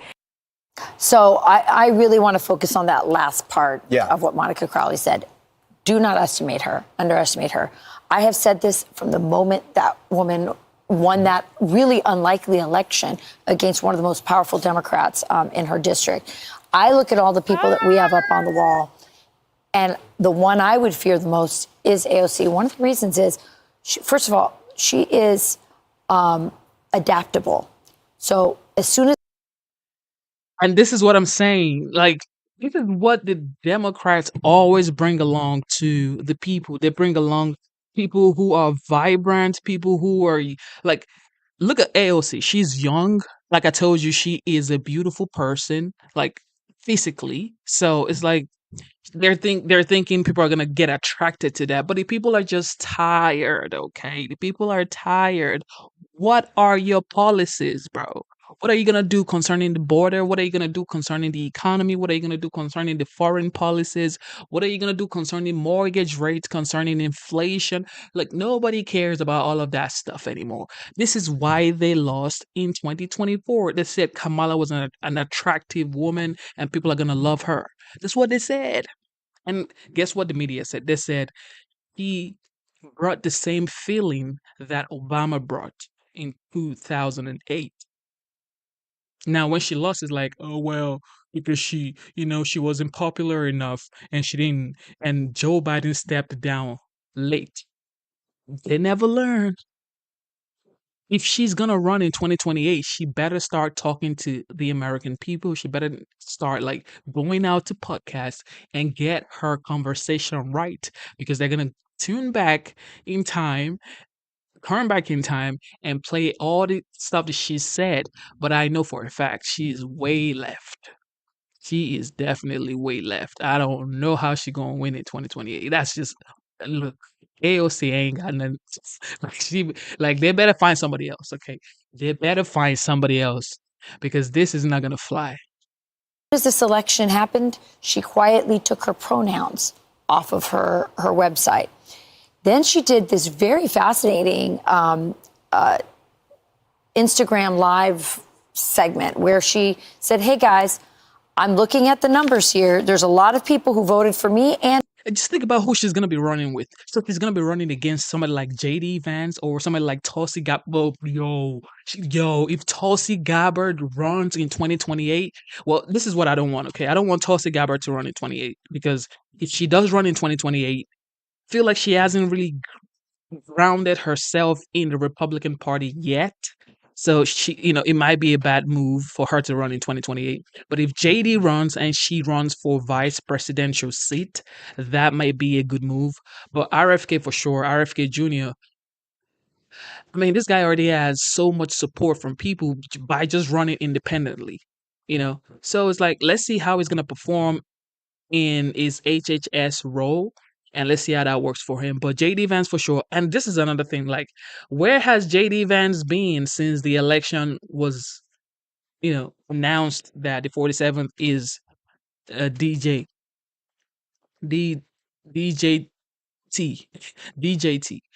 I haven't heard anything about J.D. Vance. I mean, is it just me, or is not? I hope it's not a vacation like Kamala Harris, though. Voted for Donald Trump in my district. I'm not going to judge you or criticize you. I really want to know why you did that. She wanted to get to the bottom. What is it that people find appealing about her that actually translates with Donald Trump? We can talk about what that is. But she, among all those people that you see on the wall, is the only one who has been actively, and I think sincerely and genuinely curious about what just happened. That doesn't mean she's not a communist. That doesn't mean she's not economically stupid. I think she is. I think she's done a lot of damage to her district, to the state of New York, all of these things. But she is a force to be reckoned with. She has tens of millions of followers. And by the way, the answer to that question is populism. She has populist appeal, just like Donald Trump. Yeah, I think it's a scenario that exists that she could be a leading voice coming out of it. I mean, if you go back to 2019, Oh, man. This lady said economically stupid. Oh, my Lord. Wow. Someone asked me, hey, do you think Trump will get reelected? I was like, Trump's the only way Trump won't get reelected. The country's doing great. Everyone's happy. They're going to reward that. And then COVID hits. And so what I mean by that is Trump just went on a very populist message, one that reached across the aisle in every category you can think of. And she would be going up against that maybe with a J.D. Vance, I guess. But what happened in 2020 is people, voters on the Democrat side at least, swung towards the establishment because they were scared. They were scared from COVID, and they wanted, what did they say, return to normalcy was the tagline. She doesn't win in that scenario. So it depends on how successful this Trump administration is on who can come up from the Democrat side. I would not underestimate her, but I would say that right now, today, if she went into a debate against J.D. Vance, I think it'd mop the floor with her. She is a good communicator, but he's a very intelligent person who is also a good communicator. And I'm not attacking her intelligence, but when it comes to issues, especially things like the economy, he has a way of saying things that are really smart in really simple ways. And you would expect out of a Trump-Vance presidency that's successful, JD is the heir apparent. So it depends on who you're going up against. It's a lifetime away, 2028, and a lot will change. I think I'm with you, Rachel. I do think that the left, I think a country just... When you say she's a good communicator, it's like compared to who though? Look, when you say someone is a good communicator, it's like compared to who? Just like when they say Kamala was younger than Joe Biden, but it's like compared to who though? Who are you running against? That's the thing. Like you look at your opponent and you know how to go and attack because it's like you're saying she's a good communicator, but compared to JD Vance, bro, man, you better move. There's no way. Compared to JD Vance, even compared to Tulsi Gabbard. No, don't let me, I'm not even gonna say Vivek. Okay, we're not gonna say Vivek. Okay, guys, we're not gonna talk about Vivek Ramaswamy because that's like apex. All right, there's just no way. Rejected the far left. I think that's what just happened, and I think she represents the far left, and I think the rest of the squad is getting voted out. But I also think she's of a different political quality than the rest of the squad. Absolutely. And watch what she does over. Man, AOC, I would want to see it though. I really want to see AOC run for the presidential seat in 2028. Look, because it's gonna be fun and laughs and just too good for the media. Okay, I mean, I can't even cap right now. Here now with more is the incoming Trump border czar himself, Tom Homan.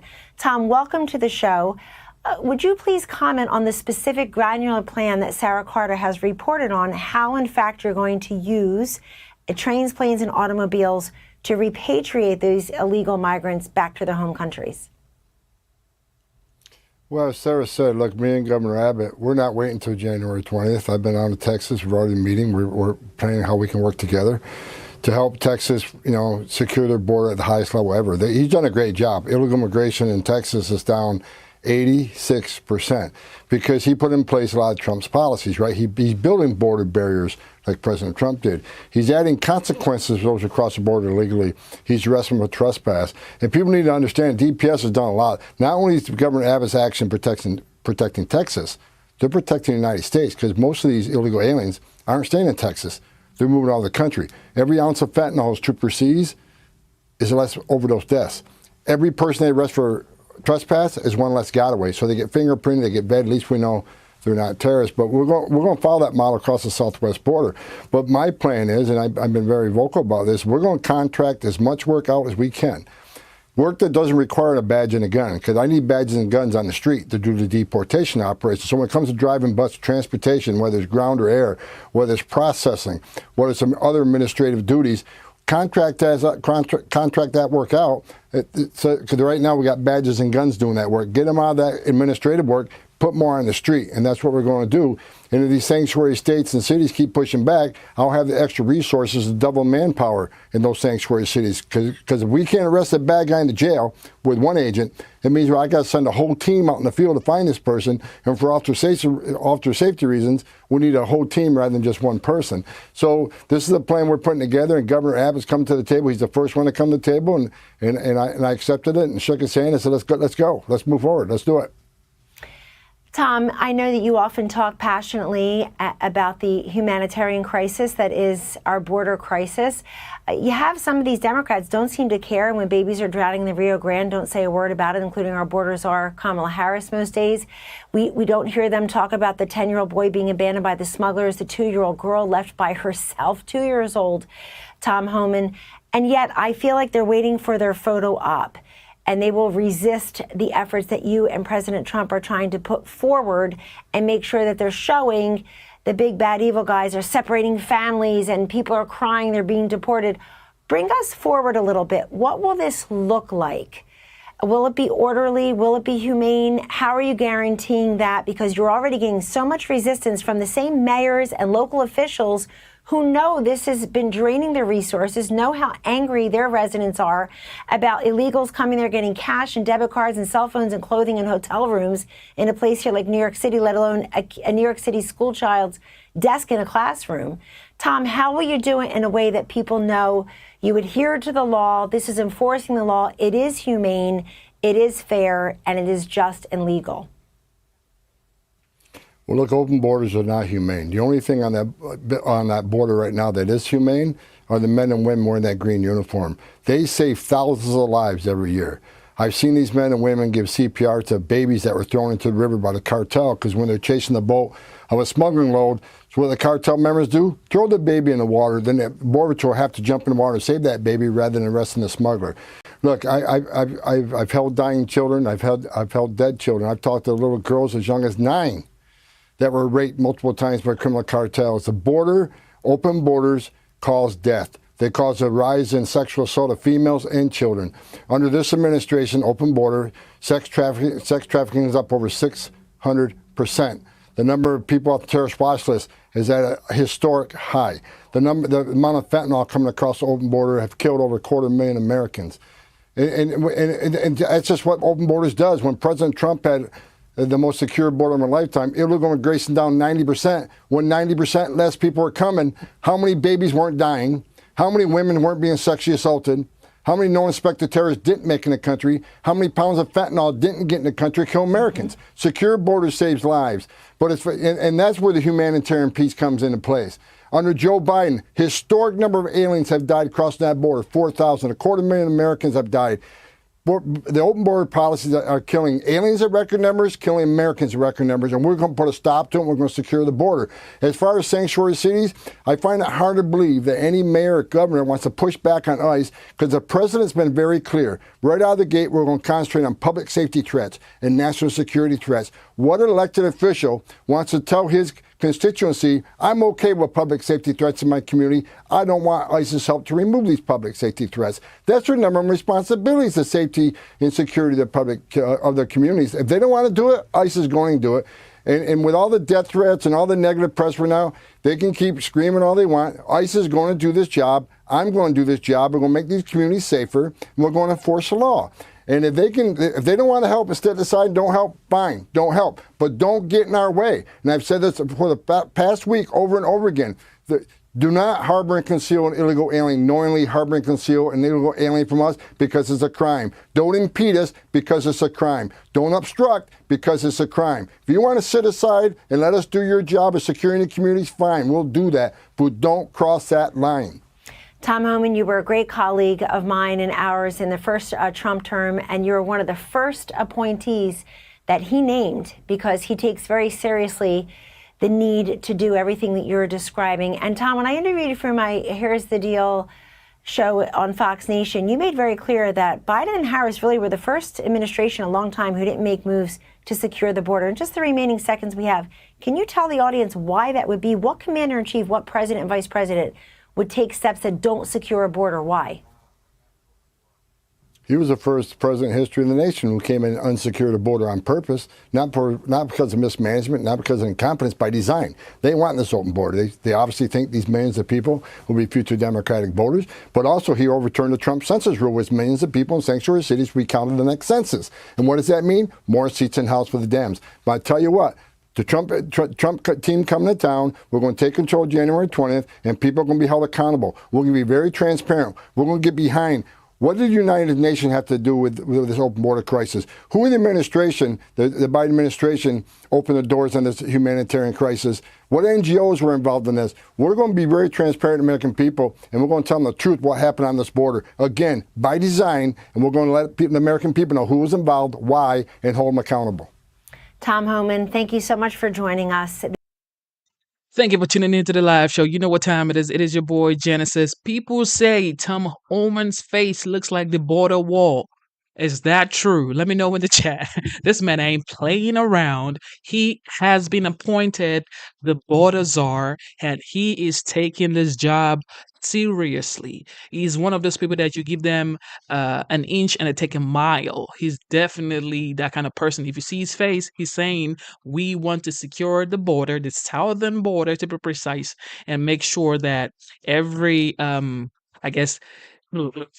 it's just what it is. Every illegal immigrant, this is what it's saying, okay? Every illegal immigrant will be sent back, according to Tom Homan. And this is why the people elected the 47th. He said these things on the campaign trail, and the people still voted for him. He said he was going to enact tariffs on China. He spoke about China, but he never really spoke about Canada and Mexico. However, the people still voted for him. So the people know what they're getting themselves into. The tariffs, the deportation, the whatever, okay? Because he said these things during the campaign trail, and people still voted for him, okay? I've definitely voted for him. I ain't gonna cap. Voted for him because I know he has better policies when it comes to the economy. And that's my number one priority, the economy. With that being said,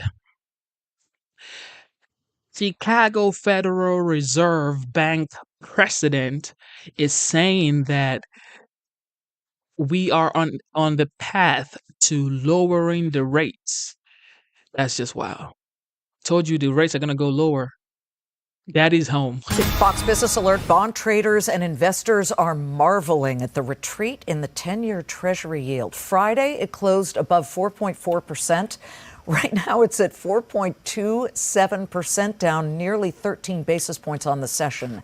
Market watchers are crediting, in part, President-elect Donald Trump's selection of hedge fund executive Scott Bessent to head the Treasury Department for this pronounced drop. The yield dip could be a bet that Bessent, seen as market-friendly, might dilute some of Trump's stated policies, namely tariffs, that many economists fear will be inflationary. Bessent has urged a gradual approach to the implementation of tariffs. But joining me now is somebody with a critical vote in the Federal Reserve's interest rate strategy starting this January, Chicago Federal Reserve Bank President Austan Goolsbee. Austan, welcome to the show. Thanks so much for being here. Thanks for having me back. It's great to see you. Great to see you. What camp are you in with the Bessent nomination? Sigh of relief or hold up, we don't know yet? As you know, you become a member of the Federal Reserve, you're out of the fiscal policy business. So I'm merely observer.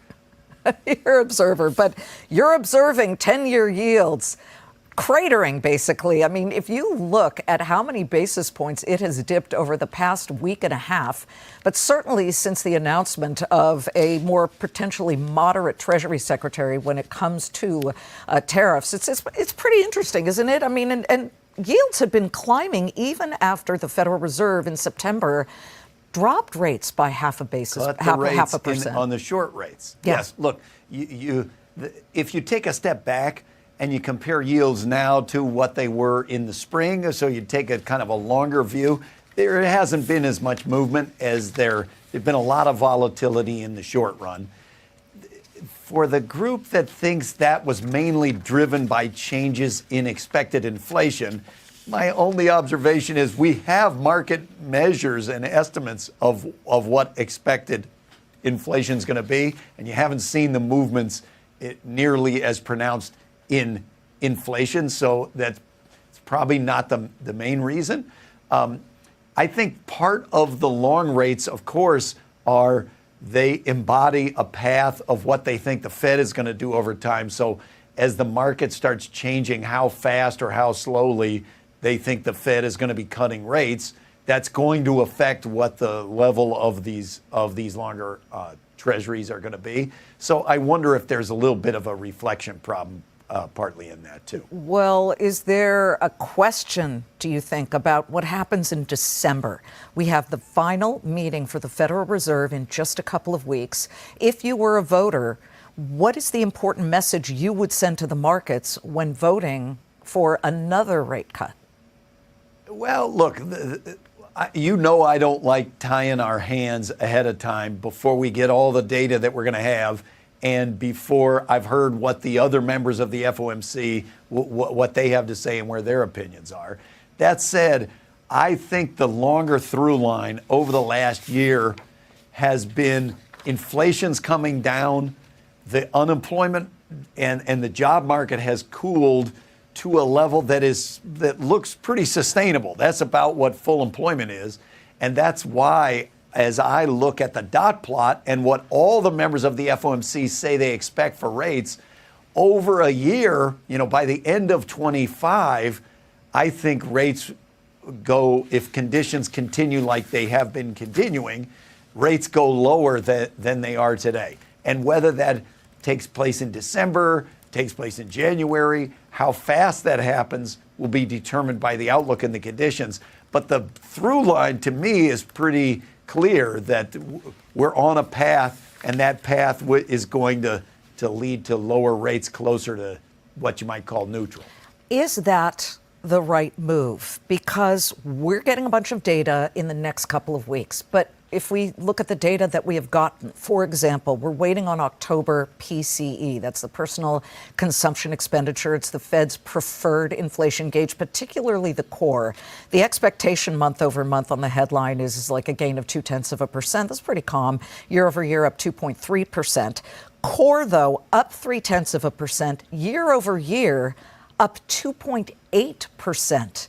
I mean, September was hotter than expected on just about every metric. Are you concerned that if you continue to cut rates like this, that inflation could actually rear its head?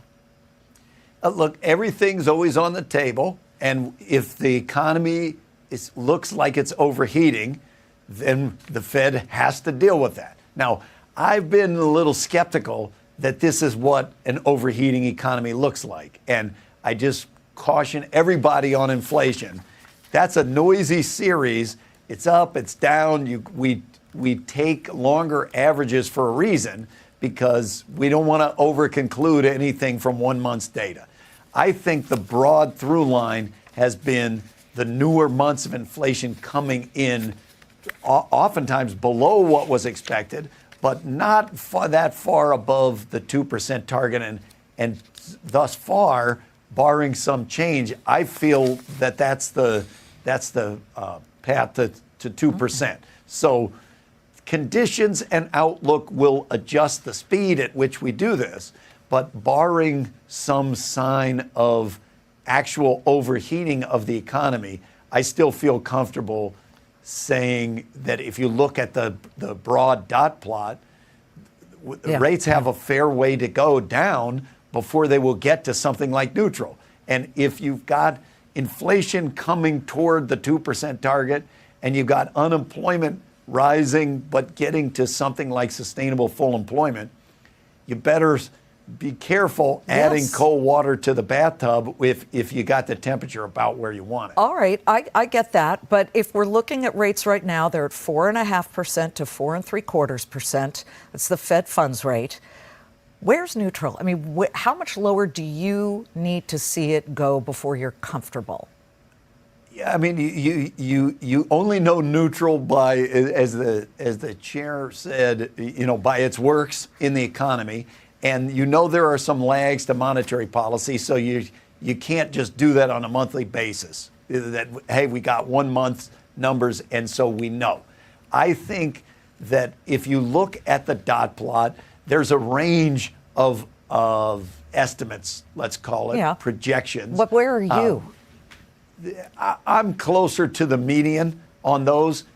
Whether you're on the higher side or the lower side of where it's going to settle down, almost everyone agrees that it's well below where we are today. So as we get closer to where the disagreement is about what's the settling point, I could see that it makes perfect sense to start slowing the pace of the rate cuts.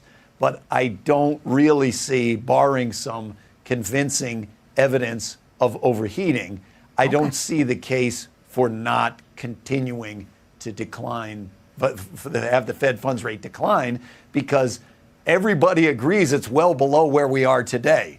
So until we start getting into the range of where people think is the settling, I still feel like this trajectory that's the way it's leading us. All right, that's news. Well below where it is today, and I say that because to hear it from you directly, we are waiting just to see what inflation looks like come.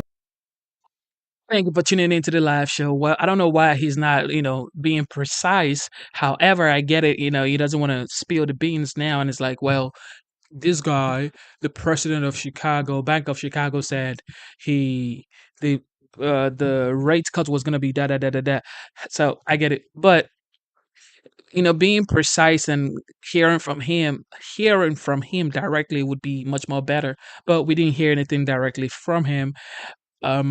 Well, Daddy is home, like I said. Daddy is home. Daddy is home. Donald J. Trump is back in office in January, and I know there would be a massive rate cut. It might take like 2 years to get like really wild rate. I'm talking about like back to 2% that it was in 2019, 2020. But I mean, if it takes 2 years, that's still awesome. If it takes 2 years for the mortgage rate to get down back to like 2.9%, 2.2%, that's like great. But let's see how it goes. Let's see how it goes. Now, people are saying that it may take a long time, it may take years for the border to be back to what it was when Trump was in office. It may take years for the border to be back because Joe Biden really messed it up. This is what Fox is talking about right here. Well, it's like a Republican Congressman Tony Gonzalez from Texas, member of the Homeland Security and Appropriations Committees, joins me now. Thank you very much on this day after Thanksgiving. I hope you had a wonderful holiday. Great to see you. Yeah, thank you for having me, Julie. We had a great holiday. Yeah, absolutely. There is a new report that says that Texas is looking at a plan to basically, ramp up its ability to get these illegal immigrants and either send them back if they're criminals in the mass migration or the mass deportation program that the president has emphasized. And Tom Homan obviously has made it a very clear case for him. But what do you think of the future plans of this administration in trying to reverse the damage that's been done, specifically with these children? That video of that 10-year-old was absolutely heartbreaking to watch. Yeah, Julie, it's absolutely terrible. There's story after story. I remember 2 years ago, we found a baby there outside of Eagle Pass that was covered in ants. Thankfully, that small infant was able to survive. But there's story after story, literally every single week. And I'm glad that we have a new administration coming in. 2025 needs to be a new start, but this also isn't just going to go away overnight. It is literally going to take years for us to fix the damage that the Biden administration has caused. What we've done in the House as House Republicans on the Appropriations Committee is we have defunded the CBP One app. That CBP One app has failed Americans. Oh, and it's so a disaster. that needs to go away.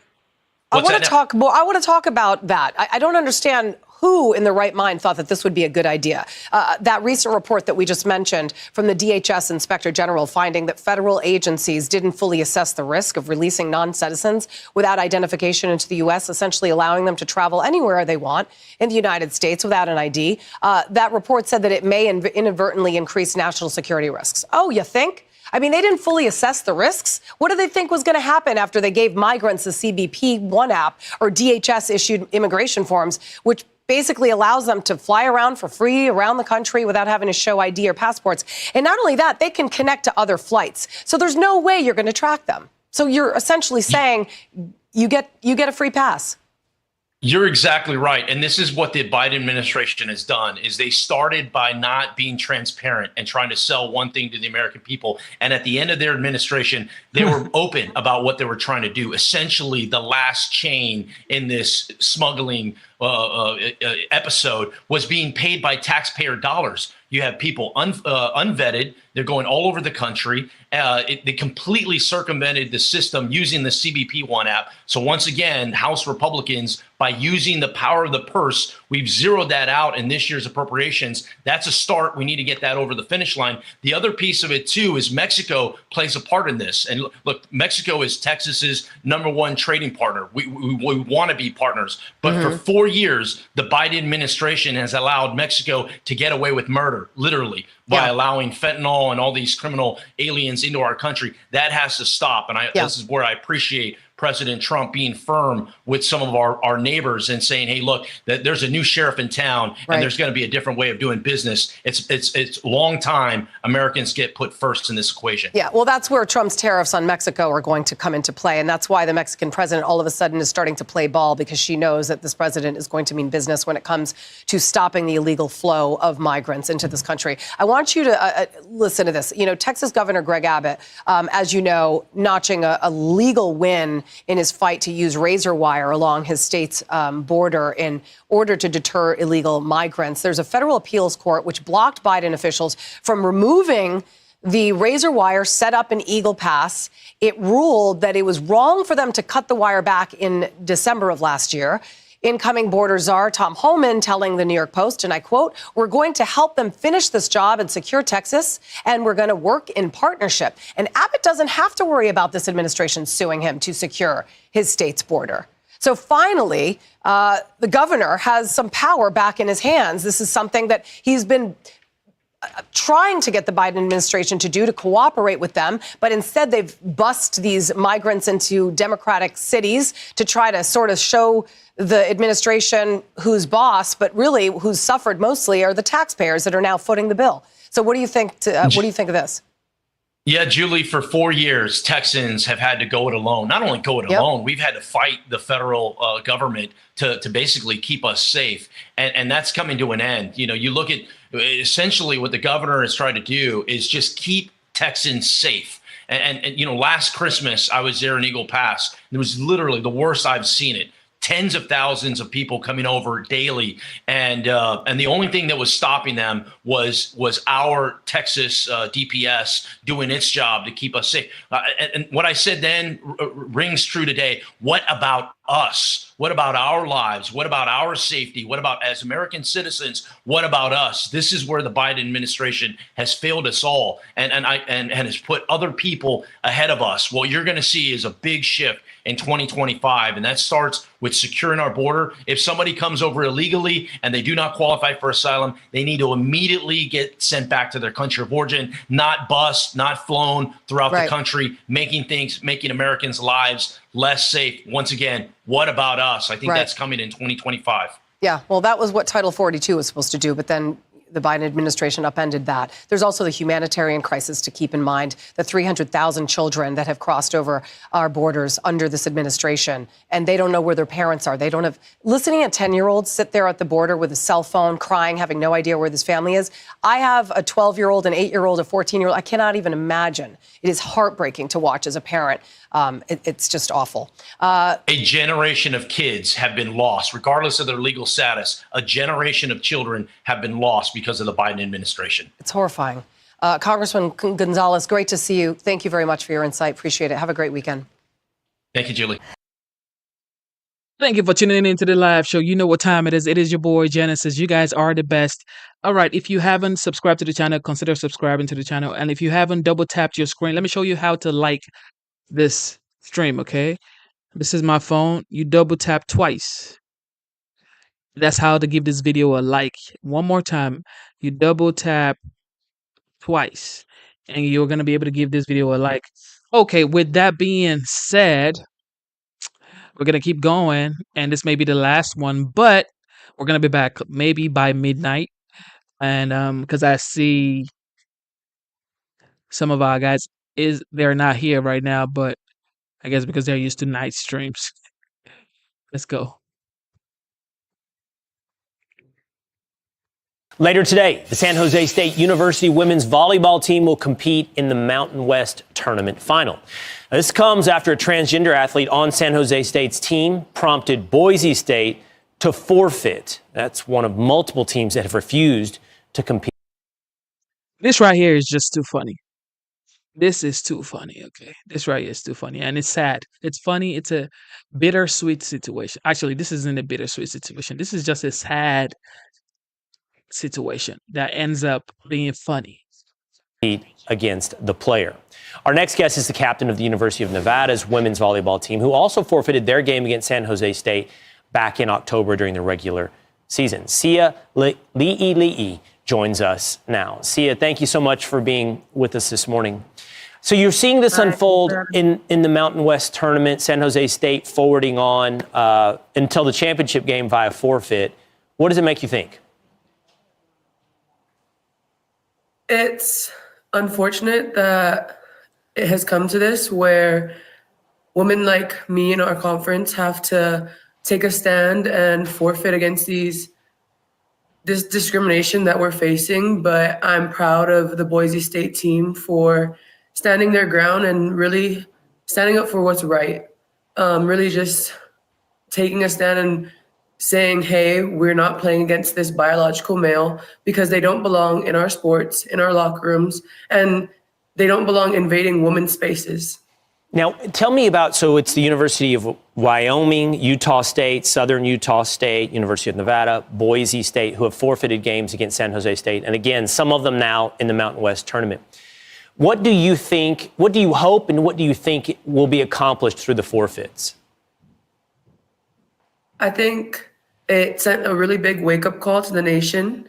I mean, right now we're on a national news source, and I'm grateful that people are now seeing that this is something that's not going to be swept under the rug and that real change needs to happen, because the fact that women like me and the women across my conference have to sacrifice something we've worked our whole lives for isn't right. What does it make you feel about teams that choose not to forfeit? Colorado State will be playing against San Jose State in the final. Colorado State has chosen not to forfeit. As a side note, 3 of their members knelt on Friday for the national anthem. What does it make you think about teams that do not forfeit, like Colorado State? I think everyone's entitled to their own opinion, and everyone should be treated with respect, whether or not they agree or disagree with you. I think these women, I hope they know that they have people who are supporting them if there are people on their team who don't believe they should be competing against a biological male, and that's what I think on that. But I'm curious, do you think it's going to take some type of unanimous action on the behalf of women's sports, women's teams? In other words, when does this actually affect change? We saw a judge last week choose not to stop San Jose State from playing with a male player. So is it going to take everybody? Is it going to take the Colorado States and San Diego States and then on into the NCAA tournament as well? I'm wondering what you think is the pressure point that actually will get everyone to stand up and make a change. I don't know what that pressure point is, but I just know that if there are teams and women who believe that this is not right, we should be heard. Should be heard. And you're being heard now. We applaud you for making your voice heard, but also putting action behind your words. Not without sacrifice. We all know that. Many of these girls, as you mentioned, won't move on in the Mountain West tournament, perhaps won't advance to the NCAA tournament. So they've made a real sacrifice. I think the question is how much sacrifice will be needed in order to effectuate change. Sia, we appreciate what you're doing. Last word. I see you had one more thing. Last word to you. I just wish the best of luck to the women who are competing today. And I hope everyone sees that this is something that's not just going to be put to the side. And I encourage girls and women who are facing this discrimination to use their voice and speak out, because that's the only way people are going to become aware of this. All right, Sia Lee, thank you so much for being with us on Fox and Thank you for tuning into the live show. You know what time it is. It is your boy. This is just sad to see, sad to watch, sad to hear that, these women have to compete with him, her, she, they, them. And this is like, what is going on here? Okay.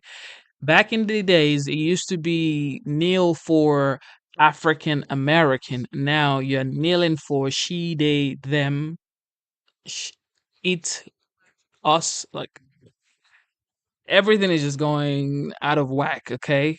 Like, out of whack. This generation, I'm part of this generation too, so it's like, but this generation is like, we're just going out of whack. The internet has fried our brains that we can't really see what's going on in front of us. It's like, Jesus, what are you doing, bro? Like, go feed people that are homeless first, then maybe you can get your brain back. Like, go feed homeless kids, go feed homeless veterans, go feed people. Maybe, just maybe, you might get your common sense back, because it's like, golly. Anyway, with that being said, it is your boy Genesis. God bless you for tuning in. Instead of looking for perfection, seek for consistency. Never give up on yourself, never give up on your dreams, never give up on God. Believe in your dreams, believe in yourself, and believe in God. All right. God bless you. God bless you. God bless you. Thank you to the veterans in the chat. Thank you to the moderators, Mr. Busky, the Average Joe. Shout out to Brett Knapp. He's been on here, even if he's not like supporting the whatever we're talking about, but he has input, which I appreciate. Zyros, shout out to Zyros one more time. You know what time it is, my boy. What else? Man, thank you guys. Everybody tuned in. God bless you. God bless you. We will be back today, and yeah, I am signing out. And also, thank you to the people who did the super chat God bless you for the super chat and the